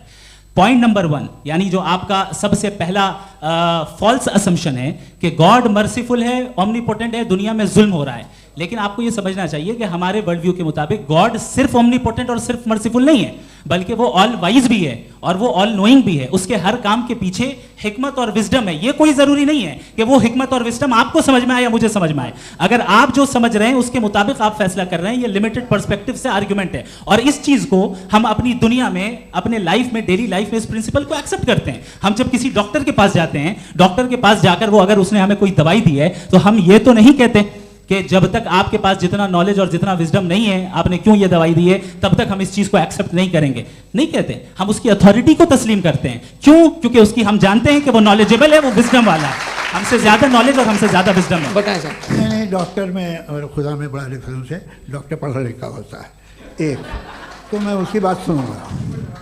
2 ये नहीं, कुछ जवाब तो ये भी नहीं है सर। प्लीज, अगर सब ऑडियंस से बोलने लगेंगे तो फिर मतलब नहीं सिविलाइज्ड बहस का। मतलब आप ये कहें कि क्योंकि आप डॉक्टर पे बिलीव करते हैं इसलिए खुदा पे बिलीव कीजिए, क्या ये मिसाल आपको समझाने के आर्गुमेंट है, इस पे आपको एतराज नहीं है। तो सिंपल बात ये है कि मैं अगर ये यकीन कर लूँ कि एक ओमनीपोटेंट, उसकी मसलहत है, ये जो बच्चे मर रहे हैं ये मसलहत है उसकी, मुझे नहीं चाहिए इसकी मसलहत। उसकी मसलहत नहीं, यही तो समझना है, मतलब एक्सपीरियंस। अच्छा, इस आपने अभी मेरी बात पूरी सुनी नहीं। मैंने कहा आपका पूरा आर्ग्यूमेंट 2 फॉल्स असम्पशंस पर है। एक फॉल्स असम्पशन मैंने बता दिया, दूसरा फॉल्स असम्पशन यह है कि इस दुनिया में इविल के होने का कोई गुड रीजन नहीं है, जबकि हमारे पास बाज रीजंस मौजूद हैं, हमारे पास बाज वजूहात मौजूद हैं। अगर इस दुनिया में इविल ना हो तो आप गुड को डिफाइन कैसे करेंगे? अगर जुल्म ना हो आप इंसाफ को समझेंगे कैसे? अगर तारीकी ना हो तो आप लाइट को समझेंगे कैसे? बहुत अच्छे। अभी और सुन लें, अभी और बाकी है। ये तो बात बहुत पसंद आई साहब मुझे कि जब तक रेप ना हो तब तक औरतों की इज्जत का ख्याल आपने मेरा जवाब पूरा सुना ही नहीं। जब तक के बच्चों का कत्ल ना किया जाए तब तक आपको बच्चों की मासूमियत की इज्जत। आपने पूरा जवाब सुना ही नहीं। क्या बात है, क्या आपने नुक्ता निकाला? आपने पूरा जवाब सुना ही नहीं। आप सुन लें, मेरी बात सुन लें। ये मैंने आपको एक चीज बताई। दूसरी चीज, इस दुनिया में हम आए हैं टेस्ट के लिए, हमारा टेस्ट हो रहा है और हर इंसान का अलग अलग अंदाज में टेस्ट होता है। और इस दुनिया में अगर इविल मौजूद है तो वो इविल जरिया है हमारे अंदर ह्यूमन नोबल क्वालिटीज को डेवलप करने का और अलग अलग फील्ड में प्रोग्रेस करने का। और अगर हमारे अंदर और इस दुनिया में इविल नहीं होता तो बताइए टेस्ट का मतलब क्या होता? अगर मैं अपने स्टूडेंट को एमसीक्यूज दूं और उसमें सिर्फ राइट आंसर लिख कर दे दूं और कहूं तुम्हारा टेस्ट हो गया, ये मीनिंगलेस है। इस दुनिया में अगर हम टेस्ट के लिए आए हैं तो जाहिर है गुड एंड इविल दोनों मौजूद है। तो अगर गुड एंड इविल दोनों मौजूद है तो ये इविल भी खुदा का बनाया हुआ है? जी हाँ, खुदा का बनाया हुआ है। लेकिन अच्छा, चलो अच्छी बात। जी बिल्कुल, तो बिल्कुल खुदा ने बनाया। अभी तो ये है कि जो मेजॉरिटी है दुनिया में वो इविल है, तो ये खुदा एक्चुअली इविल के साइड पे लग रहा है मुझे। बिल्कुल भी नहीं, मैं बताता हूं। मेजॉरिटी में तो वो है।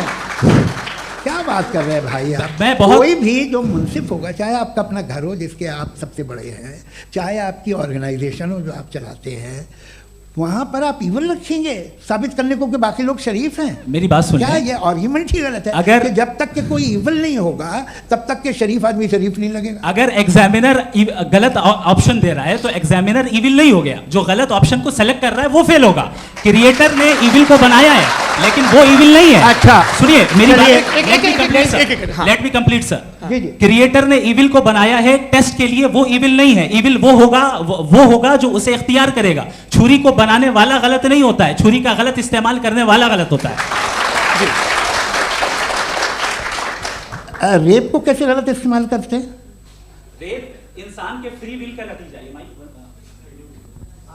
ये रेप कैसे गलत इस्तेमाल होता है? ये मुझे अब सुन ले गलत इस्तेमाल होता है। हाँ मैं बता रहा हूँ रेप कैसे गलत मैं बता रहा हूँ जी। कि जो इविल इस दुनिया में मौजूद है उसके कई सारे तरीके हैं। एक तरीका इंसान का अपना फ्री विल है। अब अगर कोई रेपिस्ट रेप कर रहा है तो इसका गॉड का कसूर नहीं है, वो अपने फ्री विल का गलत इस्तेमाल कर रहा है, उसको सजा मिलनी चाहिए। अच्छा। और उसी के लिए जहन्नम बनाई गई है। ये फ्री विल का भी बड़ा चक्कर।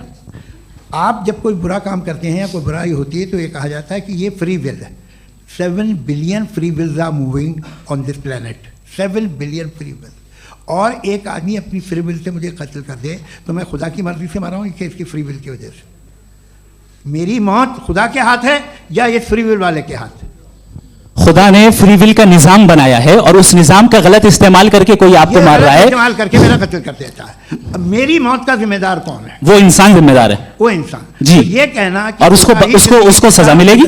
तो अब आप आगे चलिए कि ये तय करना कि अल्लाह ही या अल्लाह ने खुदा ही जिंदगी देता है, खुदा ही मौत देता है, ये गलत है। बिल्कुल गलत नहीं है। हाँ, नहीं, निजाम उसी ने बनाया फ्री विल का। निजाम मौत और हयात को उसी ने बनाया। You are contradicting yourself. अभी आपने कहा कि एक आदमी ने फ्री विल से आपको मार दिया, इसमें उसे फ्री विल दी गई थी, उसने गलत इस्तेमाल किया। 7 billion free wills are moving on this planet और आप चाह रहे हैं कि मैं सिर्फ खुदा का ध्यान करूं। ये 7 बिलियन फ्री विल्स को मुझे लुक आफ्टर करना पड़ेगा कि नहीं? ये तो तबाहियां कर रही हैं और तबाहियां ज़्यादा हो रही हैं। बिल्कुल। तो अगर आप बताएं अगर खुदा नहीं है फॉर एग्जाम्पल, हाँ। तो आप इविल को कैसे डिसाइड करेंगे? यानी how can you define evil objectively without God? देखिए, दुनिया में 2 तरह के जानवर हैं। एक जो अकेले रहते हैं जंगल में और एक जो ग्रुप्स में रहते हैं। ग्रुप में जो भी रहेगा, चाहे वो आपका फाउंडेशन हो, चाहे कोई क्लब हो, चाहे कोई पॉलिटिकल पार्टी हो, चाहे कोई यूनिट हो, उसमें आपको इंटरैक्ट करने के रूल बनाने पड़ेंगे। यानी लोग तय करेंगे। लोग तय करेंगे। अगर लोगों ने ये तय किया कि किसी का रेप करना सही है, आप जस्टिफाई करेंगे? नहीं, आपका फाउंडेशन तो ये हो गया ना कि लोग इविल डिसाइड करेंगे। नहीं। अरे दुनिया में ऐसे ग्रुप्स हैं जो रेप को जायज़ मानते हैं सर्टन हालात में। मैं डिटेल में नहीं जानूंगा, आप भी जानते हैं। ये जो आईसिस वाले थे जिन्होंने क्या किया था, तो उन्होंने क्या किया उसका खुदा से कोई ताल्लुक नहीं है सर। मैंने सिंपल सवाल किया कि इविल को आप डिफाइन करते कैसे हैं? आगे वापस आइए जी। आप साथ में तभी रह सकते हैं जब कुछ आप ऐसे उसूल डेवलप करें जिसमें हर एक का बेसिक तहफ़्फ़ुज़, हर एक का बेसिक राइट हो और हर एक को कोई आराम मिले। यही तरीक़ा है किसी भी ऑर्गेनाइजेशन जिसमें एक से ज़्यादा लोग हैं और वो ऐसे चलती है ज़िंदगी। उसमें अगर आप गड़बड़ करेंगे तो तबाही होगी, नुकसान होगा, बर्बादियाँ आएंगी। और अगर उसमें आप घर ले लीजिए ना, एक हस्बैंड है, एक वाइफ है, बच्चे हैं, वालदा भी हैं, 2 बहनें भी हैं, एक भाई भी है। अब इसमें कोई निज़ाम आपको चाहिए साथ में रहने का, और एक दूसरे पे भरोसा रहे, एक दूसरे के बहीख्वाह हों, एक दूसरे की मदद करें, ऐसी जिंदगी। सर आपकी बात आ गई। आप ये कह रहे हैं कि लोग डिसाइड करेंगे क्या सही है क्या गलत है, यही है? मेजॉरिटी डिसाइड करेगी क्या सही है क्या गलत है? अरे भाई बिल्कुल। मेजॉरिटी अगर ये कहे कि नाजी जर्मनी के साथ जिस तरह मेजॉरिटी थी कि जेनोसाइड करना सही है, आप जस्टिफाई करेंगे? उस वक्त आपका ये सवाल सिर्फ उसके बाद क्लोजिंग। हाँ, उस वक्त प्लेनेट पे जो लोग थे उनमें कितने लोग हिटलर को सही समझते? अच्छा, प्लेनेट की मेजॉरिटी तय करेगी, सोसाइटी की नहीं। प्लेनेट की मेजॉरिटी गॉड के एग्जिस्टेंस को सही मानती है, आप क्यों नहीं मानते? ये हेलो ये क्रॉस क्वेश्चन का राउंड यहाँ पर समाप्त होता है। और ये बड़ा अच्छा है कि इस तरह से फ्रेगमेंट कर दिया गया है ताकि जो मरकरी ऊपर जा रहा है नीचे जवाब दे दूं जी। प्लेनेट की ज़्यादातर मेजॉरिटी कुछ दूसरे मजहबों के खुदा को मानती है।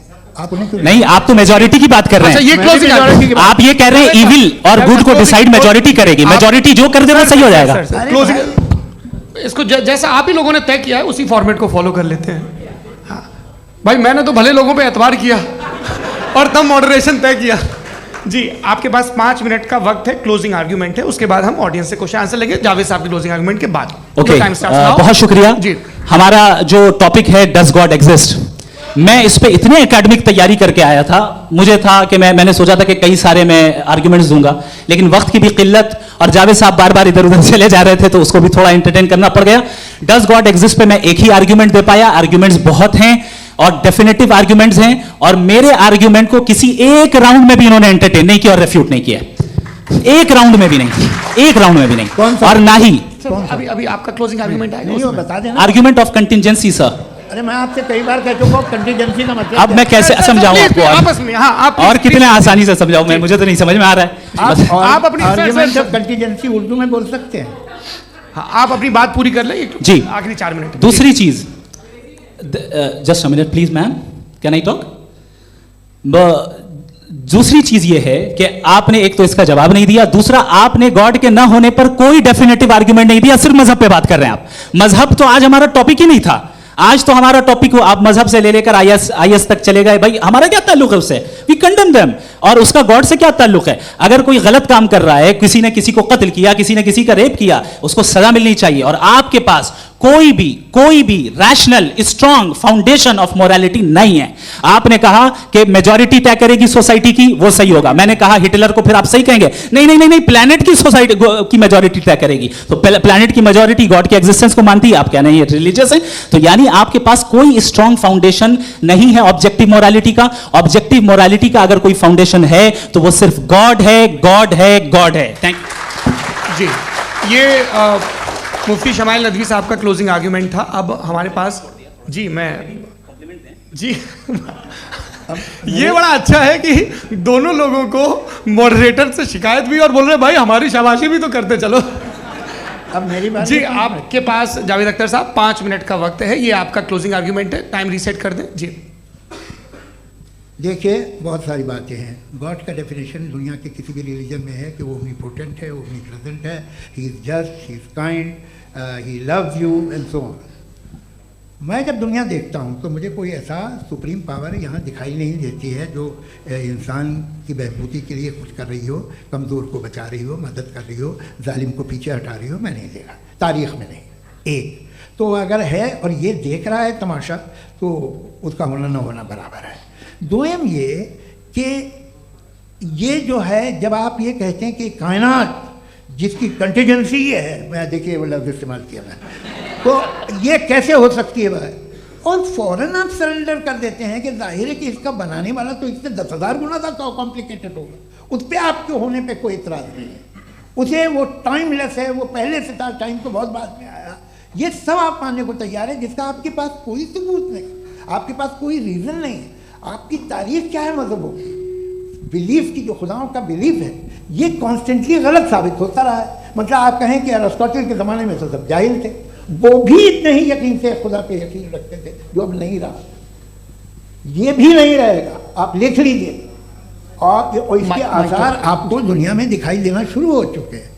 ये बहस क्या आज से 100 साल पहले इस तरह हो सकती थी? यहाँ तक तो आपको हम ले आए हैं। तो सर अरे इनको मदद की ज़रूरत नहीं भाई, ये सेल्फ सफिशिएंट आदमी है, आप क्यों इनकी मदद कर रहे हैं? Sir please. तो ये जो है तमाम बातें अपनी जगह हैं। ये एक पैकेज है। आप अकेले, कोई आदमी ऐसा नहीं जो सिर्फ गॉड को मानता हो, उसके साथ बहुत पैराफर्नेलिया आता है, अलग अलग पैराफर्नेलिया आते हैं। They have always created chaos in the society. मैं तो आपको सीधा ऑफर देता हूँ कि दुनिया में 10 इम्पॉर्टेंट बिलीव्स हैं। आप एक मानते हैं, 9 नहीं मानते। 9 में आप एथीस्ट हैं, 9 को आप बिल्कुल रीजनेबली मेरी तरह देखते हैं। तो 90 मजहबी आदमी भी 90% एथीस्ट है, वो दूसरे खुदा नहीं मानता, एक खुदा मानता है अपना वाला, बाकियों को कहता है गलत है। अगर आप मानना ही बंद कर दे तो आपका 10% चांस है कि आप सही हैं और 90% चांस है कि आप गलत हैं। मेरा मशवरा है आप मानना छोड़ दिए तो 50% चांस होगा कि आप सही हैं और 50% चांस होगा, 40% आप गेन करेंगे बाय बिकमिंग एन एथीस्ट। ये एक फरसूदा ख्याल है, ये ख़त्म हो रहा है। हो सकता है मेरी ज़िंदगी में ना हो, लेकिन ये हो जाएगा। जो बातें ये इनको आप मेटाफिज़िकल ये वो ऐसे रिस्पेक्टेबल टर्म दे दिए, ये तो उन लोगों के हैं जिन्हें ना फिज़िक्स मालूम थी ना मेटा मालूम था, ये उन्होंने आपको दिए हैं। जी बहुत शुक्रिया आप दोनों लोगों का। और अब इस बातचीत का आखिरी राउंड शुरू होगा, डज गॉड एग्जिस्ट की ये बहस मुफ्ती शमाइल नदवी और जावेद अख्तर साहब के बीच।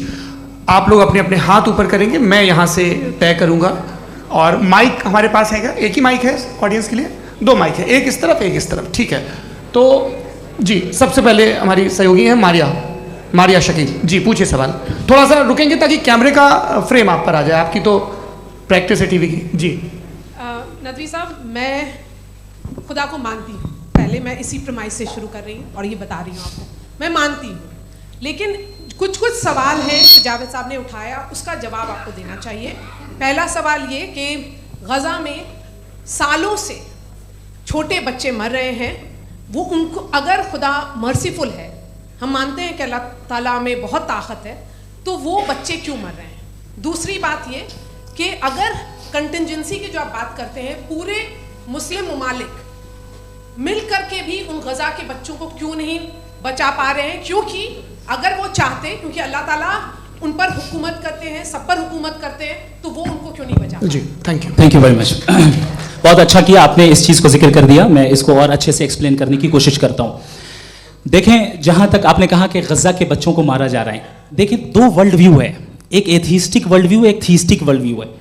बच्चे मर रहे हैं दोनों वर्ल्ड व्यू में, लेकिन हमारा वर्ल्ड व्यू कह रहा है कि रिकॉम्पेंस है, ये कह रहे हैं कि उनका मरना बेकार जाने वाला है, कोई उसका रिकॉम्पेंस नहीं है, चूंकि इनके यहाँ आखिरत और अल्लाह का कोई तसव्वुर या गॉड का कोई तसव्वुर नहीं है।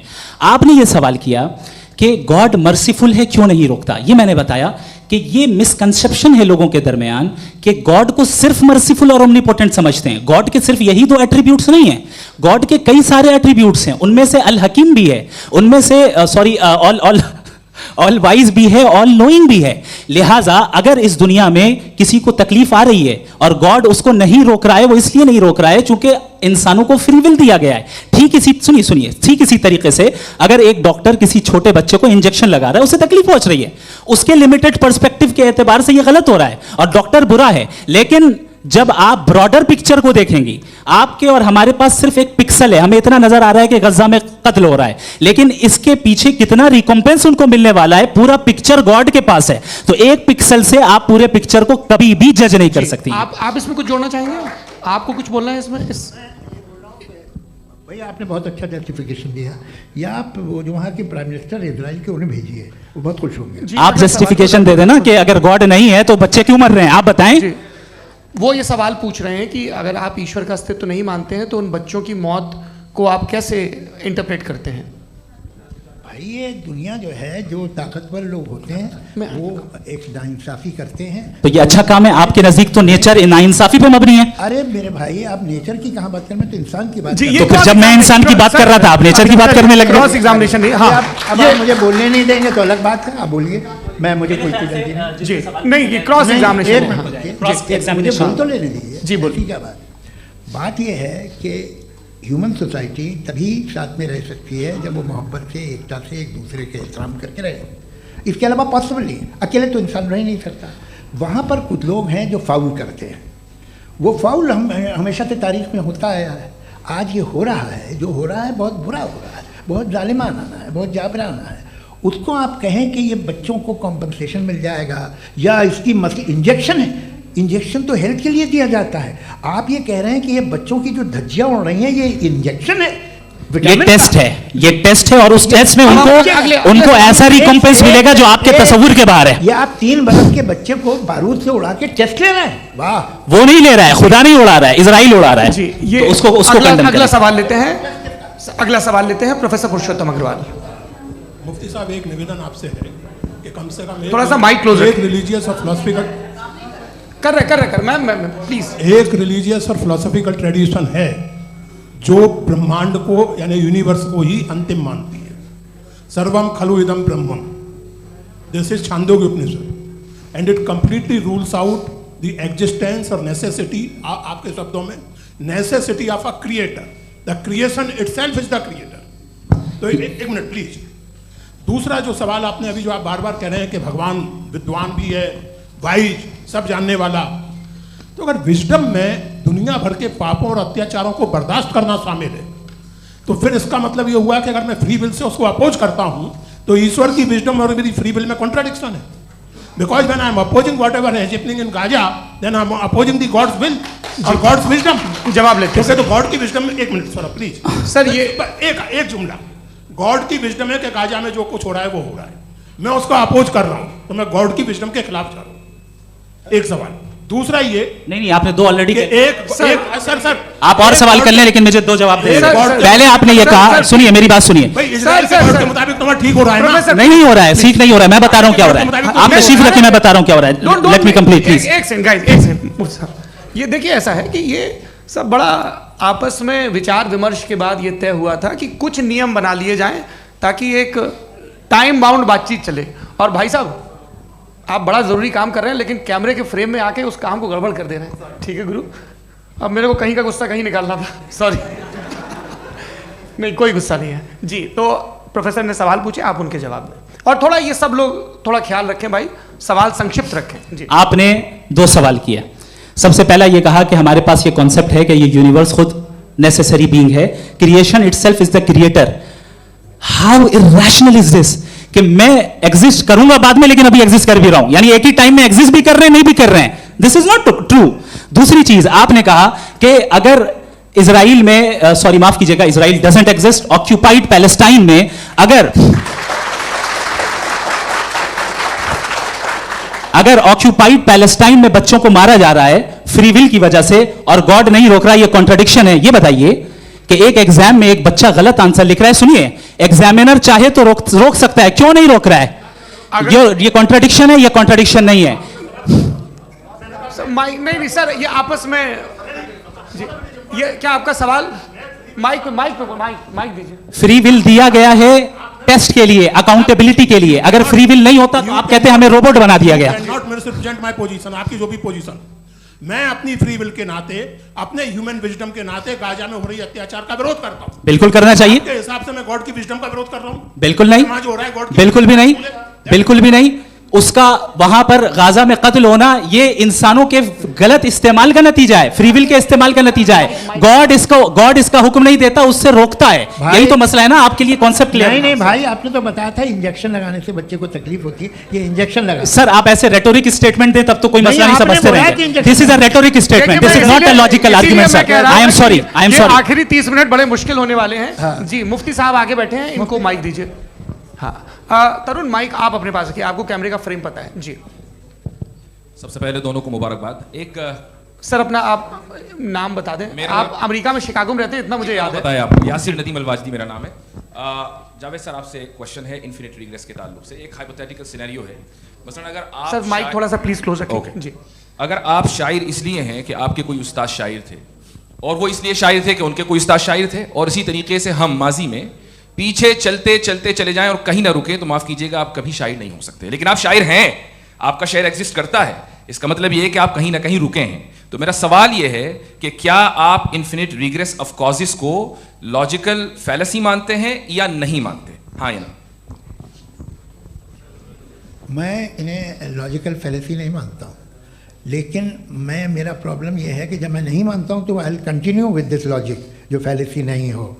आप एक जगह रुक जाते हैं जाके, आप कहते हैं ये गेंद कैसे बनी, ये जजीरा कैसे बना, ये समंदर कैसे बना, ये ज़मीन कैसे बनी, और अचानक गॉड पे जाके आपको ब्रेक लग जाता है।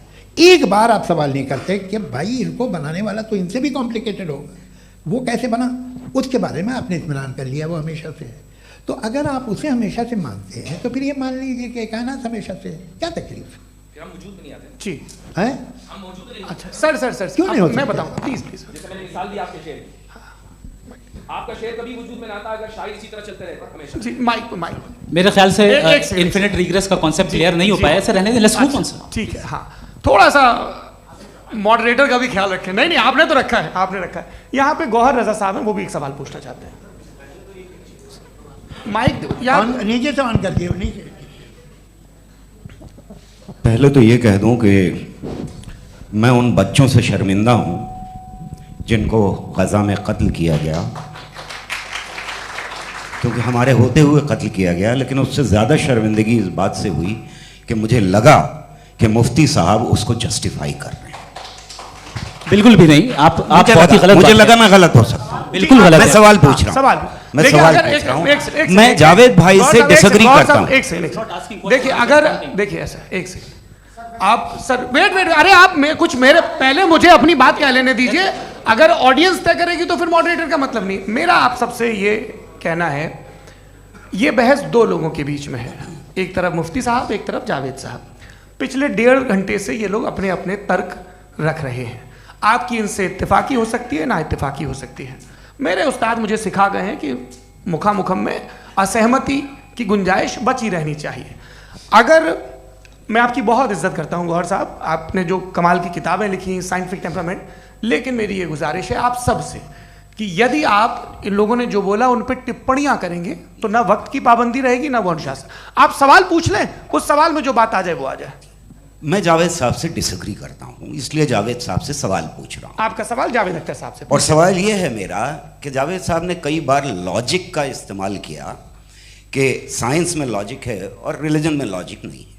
मेरा ख्याल यह है कि रिलीजन में भी लॉजिक है, लेकिन उस लॉजिक की बेसिस ये है कि आप रुक जाते हैं, जिसका जिक्र जावेद साहब ने बार बार किया, यानी खुदा के तसव्वुर पे आते हुए, गॉड के तसव्वुर पे आते हुए रुक जाते हैं। और इसमें सवाल पूछना मतलब फॉरबिडन होता है।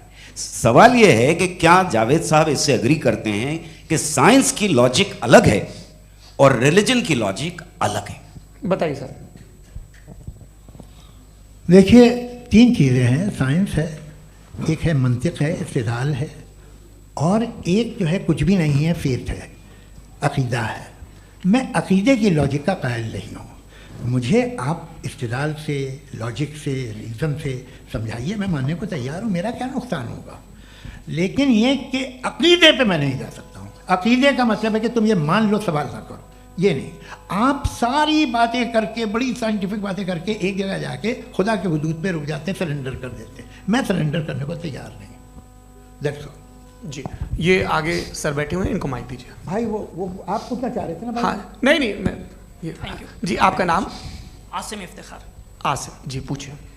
सर जावेद सर से सवाल है कि आपने अपने क्लोजिंग माइक थोड़ा करीब है। अपने क्लोजिंग स्टेटमेंट में ये बात कही थी कि मज़हब का जो फ्यूचर है वो ज़्यादा दिन नहीं जाने वाला है, लेकिन मैं देख पा रहा हूँ कि जो ऑक्सफोर्ड यूनिवर्सिटी की एक स्टडी है 2011 में हुई है, जिसके 50 एकेडमिशियंस ने इसको अंजाम दिया था, उसमें वो ये कहते हैं कि जो फेथ इन गॉड है वो इनबिल्ट है ह्यूमन नेचर के अंदर, जिसको हम कहते हैं फितरत के अंदर शामिल है वो। और वो ये कहते हैं कि अगर कोई ये समझता है कि मज़हब को वो ख़त्म कर देगा तो ये उसकी गलत फहमी है। तो आप इसके बारे में, इस स्टडीज़ के बारे में क्या कहते हैं? ठीक है। मैं उनसे एग्री नहीं करता हूँ। वो कौन से प्रोफेसर होंगे? ऐसा उनके क्या पास डेटा है, इन्होंने डेटा के बेस होगा। डेटा क्या हो सकता है? फ्यूचर का डेटा तो नहीं हो सकता ना उनके पास, प्रेजेंट का डेटा हो सकता है। डेटा आपने सुना 100 साल पहले का बाद का डेटा? मैंने तो नहीं सुना आज तक। तो आज उनकी ये राय है और होगी राय, ठीक है। दुनिया में तरह तरह की राय है लोग, लेकिन मैं समझता हूँ कि वक्त के साथ इंसान ज़्यादा से ज़्यादा रीजनेबल और लॉजिकल होता जा रहा है। आज आप देखिए वेस्टर्न यूरोप में क्या परसेंटेज है नॉन बिलीवर्स की, बहुत हाई। वहाँ चर्च खाली पड़े होते हैं। तो अल्टीमेटली तो इंसान कोई ऐसी बात बहुत अरसे तक नहीं मान सकेगा, चाहे गलत या सही, जो उसे, उसके दिमाग को, उसके जहन को, उसकी लॉजिक को अपील न करे। वो कह रहे हैं तो ऑक्सफोर्ड के होंगे तो कैम्ब्रिज के होंगे, मुझे क्या लेना देना। उनका डेटा मुस्तकबिल का नहीं हो सकता है। जी दीपक, हाँ पूछिए। मैं आऊँगा अभी, पीछे की साइड भी आऊँगा, माइक वहीं भेजूंगा 2-3 साल के लिए। जी जावेद साहब, आपसे सवाल है। नमस्ते। अरे भाई सर, अगर आप ही लोग तय करना है तो फिर 200 लोग तय कर लें। नहीं sir, please don't do this sir. Everybody has a right sir, but we can only take selected questions. No sir, ये यंग लोग भी हैं तो इनकी ये अब उतने यंग, भाई आप यंग हैं कि नहीं हैं? वो कह रहे हैं वो भी यंग हैं साहब, आप उनकी नौजवानी पर दावा उनको ही करने थे। हाँ मुफ्ती साहब आप यंग, हाँ पूछे। अरे भैया सर, मेरा सवाल ये है, इनसे भी तो पूछो जी। नहीं बस आपसे एक सवाल है। जैसे थीस्टों के पास अपने जो ईश्वर को मानते हैं उनके पास अपने सोशल गेट टुगेदर्स हैं। 5 रोज़ आज क्रिसमस आने वाला है, होली है, दिवाली है, ईद है। एथिस्ट क्या ऑफर कर रहे हैं? मतलब मैं इनकी दुकान से बोलूं, मैं आना चाहता हूं उस तरफ, पर मैं अट्रैक्ट नहीं हो पा रहा हूं। मैं सोशल गेट टुगेदर्स क्या है आपके पास? वो ये कह रहे हैं कि जो धार्मिक लोग हैं, अलग अलग धर्म के लोग, उनके उत्सव त्योहार कॉन्ग्रेगेशन बहुत हैं। अब आपको मैं एक सुनाता हूँ, यहाँ हिस्टोरियन भी बैठे हैं। मृदुला जी आप बताइएगा सही है क्या? ये एक कॉन्स्टेंटाइन, एक ग्रीक रोमन बादशाह था जो क्रिश्चियनिटी आने के 400 साल बाद उसने डिसाइड किया कि मैं क्रिश्चियन हो जाऊंगा, मेरी पूरी स्टेट कैंसिल हो जाएगी।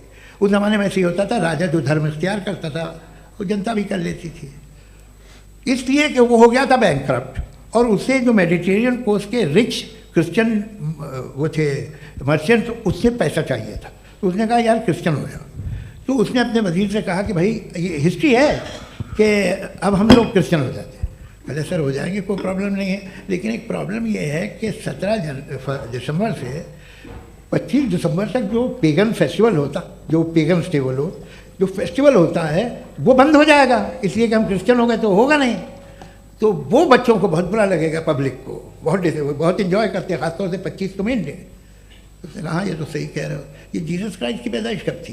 कहते साहब वो अप्रैल में थी। नहीं, कट करो, वो 25 दिसंबर को है। ये हकीकत है। और 400 साल बाद क्रिश्चियनिटी के अप्रैल से दिसंबर ले आए, और इसलिए कि यहाँ पेगन फेस्टिवल होता था। अब मनाते हैं आप आराम से। ये जो सारे फेस्टिवल हैं ये रिलीजन से, हर एक को एक इंटरटेनमेंट डिपार्टमेंट चाहिए होता है अपनी कंपनी चलाने के लिए। तो ये रिलीजन ने, ये सेकुलर त्यौहार थे जिन्हें रिलीजन्स ने ले लिया है। ये मौसम के थे, फसलों के थे, किसानों के थे, उसको आपने लेकर रिलीजियस रंग दे दिया। ये कोई रिलीजन से थोड़ी आए हैं आप। अच्छा हमें देखिए, हम तो मुल्द हैं, हम ईद मनाते हैं, हम दिवाली मनाते हैं, हम होली मनाते हैं, हम क्रिसमस मनाते हैं। बम्बई की फिल्म इंडस्ट्री की सबसे बड़ी होली हमारे घर में होती है, सबसे बड़ी ईद हमारे घर में होती है। वो हमारे सोशल वो है, हमारे हेरिटेज है। ऐसा थोड़ी है कि we will throw the baby along with the water. ये तो अच्छी चीज़ है, इन्हें रखो, जो बेकार है फेंक दो। जी हाँ, हेलो जी, मेरा सवाल नादवी जी से है। जैसा कि आपने बोला कि गॉड टाइम के भी परे हैं, और गॉड इतनी कॉम्प्लेक्स चीज़ है कि उसे ह्यूमन माइंड समझ नहीं सकता, और गॉड ने अर्थ पे फ्री विल भी दे दी है। तो आप अपना वक्त ज़ाया क्यों कर रहे हैं गॉड के बारे में बात करके? अपन को तो बात करनी चाहिए कि सोसाइटी को बेहतर कैसे करें। जी, मैं गॉड वही बताता है सोसाइटी को कैसे बेहतर करें। अभी मैं आपका जवाब देता हूँ। आपने कहा कि टाइम पे वो एग्जिस्ट नहीं करता, सो नहीं, मेरा सवाल ये है कि जैसा आपने बोला कि गॉड बहुत ही कॉम्प्लेक्स चीज है। मैंने कहा ही नहीं कि कॉम्प्लेक्स है, तो आपके अल्फाज हैं। कॉम्प्लेक्स का लफ्ज गॉड के लिए सुइटेबल नहीं है। क्यों? क्योंकि कॉम्प्लेक्स वो चीजें होती हैं जो ऑब्जेक्ट हो। God is not an object जिसको आप इंस्ट्रूमेंट के जरिए लेबोरेटरी में जाके टेस्ट करें, oh it's very complex. No, वो कोई कार का इंजन नहीं है। वो फिलोसॉफिकली नेसेसरी बीइंग, ऐसी बीइंग है जो सिंपल बीइंग है। हाँ, आप उसको मुकम्मल तौर पे उसकी तमाम हिकमतों को जान ले और हर चीज को जान ले, ये पॉसिबल नहीं है, क्योंकि वो ऑल वाइज है, आप ऑल वाइज नहीं है, और वो खुदा है, वो आपको सारी चीजें बता दे, ये जरूरी नहीं। मेरा सवाल ये नहीं था, मेरा सवाल ये था कि जब गॉड इतना परे है इस दुनिया से कि उसने अर्थ पे फ्री विल भी दी है, हम सब ह्यूमंस की फ्री विल है, और जो सोसाइटी में हो रहा है वो अपन लोग डिसाइड करेंगे, तो अपन लोग डिसाइड नहीं करेंगे ना, अपन लोग डिसाइड नहीं करेंगे। गॉड जो है, गॉड ने वो उसकी जात, उसकी एग्जिस्टेंस टाइम एंड स्पेस से परे है, लेकिन वो हमारा टेस्ट ले रहा है, और उसी गॉड ने हमें बताया कि तुम्हें क्या करना है क्या नहीं करना है, तो जाहिर उस गॉड की बात सुनेंगे ना। जी, वो पीछे एक चश्मा लगाए जो मैम खड़ी हैं, उनको दीजिए। हाँ, आप जी जी बिल्कुल आएंगे। देखिए मैं कोशिश कर रहा हूँ सब तरफ जाने की। हाँ, उनको दीजिए माइक। जी, हेलो सर, मैं ओमनी प्रेजेंट नहीं हूँ, टाइम पाबंद हूँ, और जहां तक कोशिश कर सकता हूँ करूंगा। जी, अपना नाम बताइए। मेरा नाम उर्सुला है, मैं दिल्ली यूनिवर्सिटी की एक स्टूडेंट हूँ, और मैं स्टूडेंट फेडरेशन ऑफ इंडिया से हूँ। मेरा सवाल मुफ्ती जी से है कि इस हॉल के इस कमरे में बैठ के हम लोग रेप की मोरालिटी के बारे में फिलोसफिकली बात तो कर सकते हैं, बट असलियत ये है कि रोज़मर्रा की ज़िंदगी में औरतें रेप के थ्रू गुजरती हैं, और हम लोग सिर्फ नंबर्स पे इस तरह नहीं देख सकते, क्योंकि कितनी औरतें हैं इन कंट्रीज़ में जहाँ पे आप बता रहे हैं कि केसेस कम हैं, जिनका एक्सेस है कि वो जाके केस फाइल कर सकें। कितनी औरतें हैं जो जिनको काम करने की आज़ादी है उन कंट्रीज़ में। यूरोप में ये आज़ादी आ गई, यूरोप में ये रूल्स आ गए, तो हम आज उसके बारे में बात कर पा रहे हैं। जी, जवाब। आपने ये कहा कि कमरे में बंद होकर हम लोग इस पर फिलोसफिकली बात कर सकते हैं, लेकिन हकीकत में क्या हो रहा है, वो ग्राउंड लेवल पे क्या हो रहा है, जो बहुत गलत हो रहा है, और वो सफ़र कर रही हैं। आई अग्री, बहुत गलत हो रहा है, और जो गलत हो रहा है उसको हमें रोकना है। और क्यों रोकना है, वो गलत क्यों है, हमारे पास इसका ऑब्जेक्टिव फाउंडेशन है, इनके पास उसका ऑब्जेक्टिव फाउंडेशन नहीं है। मैं ये कहना चाह रहा हूं कि जहां पे भी जुल्म हो रहा है, जहां पे भी औरत पे जुल्म हो रहा है, या उसकी इज्जत लूटी जा रही है, या उसे तकलीफ पहुंचाई जा रही है, और सिर्फ औरत नहीं, किसी इंसान के ऊपर भी जुल्म हो रहा है, तो उसके खिलाफ खड़ा होना, ये मॉरलिटी हमारे पास गॉड के पास से आई है। वरना जावेद साहब तो कह रहे हैं कि जो है मेजॉरिटी डिसाइड करेगी, तो मेजॉरिटी तो कभी भी बदल सकती है। क्या आप नातू ये थोड़ी सी आपको गलतफहमी है। मैं अगर मेरे जुमले से ये मदना निकला या मैंने कहा तो ये जुमला मैं वापस लेता हूँ। ये मेरा मतलब ही नहीं था कि मेजॉरिटी डिसाइड करेंगे। मेजॉरिटी डिसाइड करे तो दुनिया में बड़ी वैसे आपने कहा था ये जुमला, अच्छा हो सकता है, मैं मान रहा हूँ। बाद में रिकैप कर लेंगे। अरे एक सेकंड मैं अपनी एक्सप्लेनेशन देता हूँ। मुनासिब बात यह है कि हम सब के सब दिल में जानते हैं कि क्या अच्छा है क्या बुरा है, हमें पता है अच्छी तरह से। जो लोग बुरे काम करते हैं उन्हें भी मालूम अच्छा क्या है। यही तो सवाल था हजरत, कि फिर ये मोरालिटी आई कहां से? Cross examination. हाँ जी, हाँ। मोरालिटी साथ रहने की डिजायर से आई, यानी साथ रहकर जो कुछ कह दे, जो कुछ कर दे, वो हो जाएगा? नहीं नहीं, तो आप कायदे से रह ही कर सकते हैं जब तक लोगों में मोरालिटी हो, वरना क्यास हो जाएगा। ये आपको कैसे पता? जी हमने देखा ना, जहाँ मोरालिटी का क्यास हो गया, हम देखते हैं। कहाँ पे देखते भाई? तो दुनिया में आप जो कह रहे हैं, आप एक कहीं पे अगर गलत हो रहा है इस बहस तो के उसको बाद आप मैं आप गलत लोगों देखिए। को सर मुफ्ती आप एपिस्टेमोलॉजी की बात कर रहे हैं, मैं ऑन्टोलॉजी की बात कर रहा हूं। मैं इस बहस के बाद आप दोनों लोगों को चाय पे होस्ट करूंगा, वहां पे क्रॉस एग्जामिनेशन कर लीजिएगा। अभी ऑडियंस का हक मार रहे हैं आप लोग भाई, सर जस्ट लोग हैं आप लोग। और ये भाई ये हाँ, उधर आएंगे, उधर जी सर आएंगे। अच्छा सर मेरा नाम लईकुर रहमान है और मैं अलीगढ़ मुस्लिम यूनिवर्सिटी का स्टूडेंट हूँ। और जहाँ तक मुझे पता है कि sir you are also product of Aligarh Muslim University. मैं भी उसी चमन का बुलबुल। हाँ सर, तो बहुत खुशी हुई मुझे जान करके कि मैं आपसे मिलूंगा। सवाल सर, मेरा सवाल यह है, सर सैयद अलैहि रहमा का नज़रिया ये था कि खुदा के वजूद को अक़ल के दायरे में रह करके तलाश करना, न कि पूरी तौर से उसका इनकार कर देना। Sir how will you define it? नहीं तो ये तो आप इन्हें बताइए। ये सवाल आपसे खुदा का वजूद साबित कर रहे हैं तो सर आपने इनकार कर रखा है, इस वजह से मेरा क्वेश्चन। उन्होंने यही सर से एक सेकंड, सर सैयद ने यही कहा ना कि अकल से आप खुदा के वजूद को साबित नहीं कर सकते, यही कहा ना भाई। वो उन्होंने कहा कर सकते हैं और वो कर दिया गया आज। वो फोन दो। तलाश करना या साबित करना अकल से नहीं हो सकता। अरे सवाल तो सुन लीजिए जी। अकल से नहीं हो सकता है, यही कहा ना आपने। अकल से हो सकता है।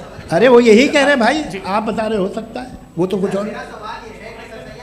आप अगर सर देखो नौजवान फोन ले लो, वो इतनी कमाल की यूनिवर्सिटी है। अरे भाई दे दो जरा, एक मिनट दे दो भाई, मेरी बात सुनो। माइक पे बोलो ताकि जो लाखों लोग देख रहे हैं। माइक दे दो ना। अरे देंगे ना माइक, तुम ठहरो तो।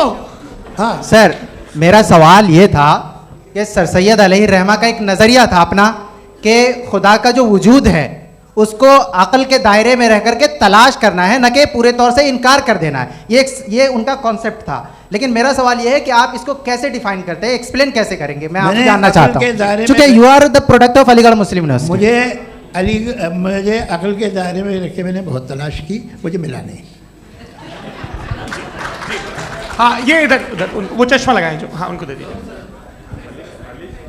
जी फटाफट पूछिए, बस 5 मिनट है, 5 मिनट में खत्म हो रहा है। हाँ अस्सलाम वालेकुम मुफ्ती साहब। एंड मेरा सवाल जावेद अख्तर साहब से। क्या नाम है आपका? अरे भैया सब मुझे पूछ रहे हो। फैज पूछिए फैज साहब। तो मेरा सवाल ये है कि अभी जो एथियस्ट है वो problem of evil argument use कर रहे हैं अगेंस्ट मुस्लिम्स, राइट? कि इस दुनिया में इतना सारा इविल है और अगेंस्ट मुस्लिम तो यहाँ अगेंस्ट थियस्ट। हाँ थोड़ा सा करेक्ट कर लीजिए भाई, पूरी मशक्कत ही इसी बात की थी कि किसी एक मजहब पे बात न टिके। जी, तो बेसिकली ये आर्गुमेंट ऐसा है कि इस दुनिया में इतना ज़्यादा ईवल एग्जिस्ट करता है और अगर एक ऑल गुड गॉड है तो वो रोकता क्यों नहीं है? लेकिन इस सवाल में एक हिडन अजम्पशन ये है कि इस दुनिया में ईवल एग्जिस्ट करता है। अब एथियस्ट ये कैसे ऑन्टोलॉजिकली प्रूव कर सकते हैं कि इस दुनिया में ईवल एग्जिस्ट करता है? मैं आपको बताता हूँ, थोड़ा सा समझा। नहीं सर, हम लोग इनको सुनिए। नहीं please don't do that. I want to explain ontology. नहीं हम समझ गए सर, इनको अब जवाब देने दीजिए। अच्छा सवाल पूछ लो। मैं अभी तक क्या था वो मैं थोड़ा सा ऐड ऑन कर लेता हूँ। तुम गुरु, तो हम जब इसका राउंड 13 करेंगे ना तब तुमको स्टेज पे बिठाएंगे। जी तो हाँ जल्दी से। तो देखिए एथियज्म के हिसाब से सब कुछ रैंडमली बन गया है, सब कुछ एटम्स और मॉलिक्यूल्स है। एक पत्थर में और मुझ में सिर्फ इतना फर्क है कि हम लोग एटम्स और मॉलिक्यूल्स का अलग अलग रीअरेंजमेंट है। अब एक पत्थर को कोई इंसान तलवार से 2 टुकड़ों में काट दे या मुझे, according to atheism it is same. There is no evil and good according to atheism. जी अच्छा, फैज साहब का सवाल ये है कि हाँ कोशिश भी करते तो इससे गलत सवाल नहीं कर पाते। एक लाइफ फॉर्म है और लाइफ फॉर्म में फीलिंग्स हैं, मतलब लाइफ फॉर्म सुनता है, देखता है, टेस्ट कर सकता है, फील कर सकता है। तो उसकी जो क्वालिटी इस बबल में आ गई हैं, वो जानवर में भी है, इंसान में भी है। तो जाहिर है कि उसे कोई तकलीफ पहुंचेगी, तो चूंकि उसके पास वो सेंसिटिविटी है तो मैं करेगा। पत्थर में वो सेंसिटिविटी नहीं है, तो ये क्या सवाल हुआ कि अगर पत्थर को काटा तो पत्थर को तकलीफ नहीं होती, तो आपको काटे तो आपको क्यों तकलीफ हो? बैठ जाइए जी। हाँ, अगला सवाल। हाँ, पूछे जी। जावेद अख्तर साहब। अरे भैया, सब आप लोग मुफ्ती साहब को छोड़ रहे हैं तो मेरे ही पीछे पड़े हैं क्या? फिर चलो बोलो भाई। You asked how God can exist when children die in Gaza. हाँ? You asked how God can exist when children die in Gaza, and you also mentioned the rise of atheism in Europe. But the same events also are leading many atheists and non-believers to turn towards faith. How do you interpret this contradiction, where suffering pushes some away from God, yet brings others closer to belief? देखिए, आपको एक बात बताऊं, दुनिया perfect तो कहीं भी नहीं है, हर जगह कुछ खामियां हैं। बेटा एक मिनट, मैं आप ही को कहेंगे, देखो वो तो कुछ खामियां, कमज़ोरियां, खराबियां सब जगह है। लेकिन अगर देखोगे ईमानदारी से कि दुनिया सबसे ज़्यादा महज़ब कहाँ है, एक आम शहरी को कहाँ हुकूक हासिल हैं, वो बोल सकता है, अपनी मर्ज़ी से काम कर सकता है, अपनी मर्ज़ी से राय दे सकता है, हुकूमत के ख़िलाफ़ बोल सकता है, बरसरे इक़्तिदार लोगों के बारे में बोल सकता है, सरमायादारों के ख़िलाफ़ बोल सकता है। तो आपको ये स्कैंडिनेवियन कंट्रीज़ में मिलेगा, वेस्टर्न यूरोप में मिलेगा। मैं नहीं कह रहा वो परफेक्ट है, बिल्कुल नहीं, वहाँ बहुत ख़राबियाँ भी हैं, परफेक्ट तो कोई। लेकिन जिन जिन मुल्कों में, लैटिन अमेरिका देखो, गल्फ़ देखो, वहाँ पर आपको ये ज़रूर है कि रेप नहीं होते होंगे। रेप की ज़रूरत क्या है भाई? उसको तो ख़रीद लो, घर में रखो, सड़क पर रेप करने की क्या ज़रूरत है? मगर सुनिए, मगर हकीकत ये है कि वहाँ शख्सी आज़ादी राय देने की, बोलने की नहीं है। जी, ये एक आखिरी सवाल मुफ्ती साहब से। हाँ मैम, इनको माइक दीजिए। शुक्रिया। मेरा नाम मनीषा है, मैं हरियाणा से आई हूँ। मैं मुफ्ती साहब से एक बात पूछना चाहती हूँ। आप बार बार जावेद साहब को कॉन्ट्राडिक्ट तो कर रहे हैं कि आपने ये कहा, लेकिन आप भी अजम्पशंस के बेसिस पे बात कर रहे हैं। आपने खुदा के होने का कौन सा प्रूफ पेश किया है खुदा की एग्जिस्टेंस का? अब इस सवाल को अलग रहने दीजिए, कौन एथीस्ट है कौन नहीं है। और दूसरी बात जो आपने एक छोटी सी कही थी कि ये फ्री विल का इस्तेमाल करता है इंसान अपनी, लेकिन उस फ्री विल का इस्तेमाल में मतलब खुदा ने ये दे दी सबको ये इजाज़त कि वो कितना घिनौनापन और कितने ज़्यादा ख़राब से ख़राब तरीके इस्तेमाल कर सकते हैं। जवाब सुनते जी। आप फ्री विल को मानती है ना, या अब कहती है कि फ्री विल नहीं है ना? मानती है ना? तो अब आपके पास इसका कोई एक्सप्लेनेशन नहीं है कि अगर एक इंसान उस फ्री विल का इस्तेमाल करके गलत काम कर रहा है और बच के अच्छी ज़िंदगी गुजार के निकल जा रहा है, उसका कोई रिकम्पेंस नहीं है। हमारे वर्ल्ड व्यू में जो इंसान गलत काम कर रहा है उसको भी रिकम्पेंस यानी उसका बुरा बदला मिलना है, और जो सही काम कर रहा है उसको सही बदला मिलना है। लिहाजा जो फ्री विल है वो इस तरीके से है कि एक लिमिटेड टाइम तक खुदा ने मोहलत दी है। ऐसे नहीं कि छूट दे दी, जो करना है करते रहो हमेशा। वक्त आएगा जब एग्जाम का टाइम खत्म होगा तब रिजल्ट आएगा, दौरान एग्जाम जबरदस्ती आपको नहीं बताया जाएगा। अरे भाई एक सेकंड, जी सवाल मुफ्ती साहब से मेरा, मुफ्ती साहब से जी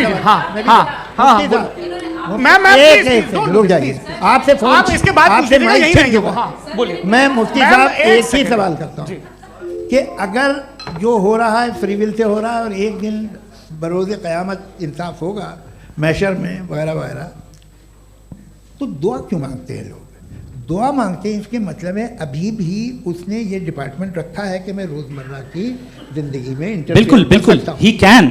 तो तुम कैन हो, तुम मुझे नौकरी दिला देते हो, मेरे बेटे को ग्रीन कार्ड दिला देते हो, और 45,000 बच्चे मरते उन्हें रोकते नहीं हो। नहीं तो क्या आप ये कह रहे हैं कि इस दुनिया में जालिमों को कभी पकड़ी नहीं होती है? अरे जो भी पकड़ होगी वो बच्चे रोते हैं। बिल्कुल, देखिए मैंने अपने ओपनिंग स्टेटमेंट में यही कहा था कि जनाब जावेद साहब सिर्फ इमोशनल आर्गुमेंट देंगे। This is an emotional argument. ये छोटे मोटे इसके पीछे का रीजन मैंने बताया क्या है। देखिए मैं बार-बार यहाँ पर मंच से आप लोगों को सज्जनों इसलिए कह रहा हूं ताकि थोड़ा सा आपके कॉन्शियस पे जोर रहे कि आपको ऑर्डर बचा के रखना है। वक्त तय हुआ था, ये वक्त पूरा हुआ, आपने इतने धैर्यपूर्वक सुना, मैं आप सबका बहुत बहुत शुक्रगुजार हूं। यदि इन दोनों विद्वानों की इच्छा होगी तो कभी हम इस बातचीत का राउंड 2, राउंड 3, यही तो देखिए खूबी है इंसान की कि बहस मुबाहसे में वो पड़ा रहता है। आप लोगों ने बड़े धैर्य का परिचय दिया, बहुत बहुत शुक्रिया। इसी के साथ ये बातचीत यहाँ पे समाप्त होती है। आप लोगों को मैं एक बात बता दूं, ये सारी बहस हो गई, अब मुफ्ती साहब और बड़े मुफ्ती साहब इन साथ के साथ मैं खाना खाने वाला हूँ।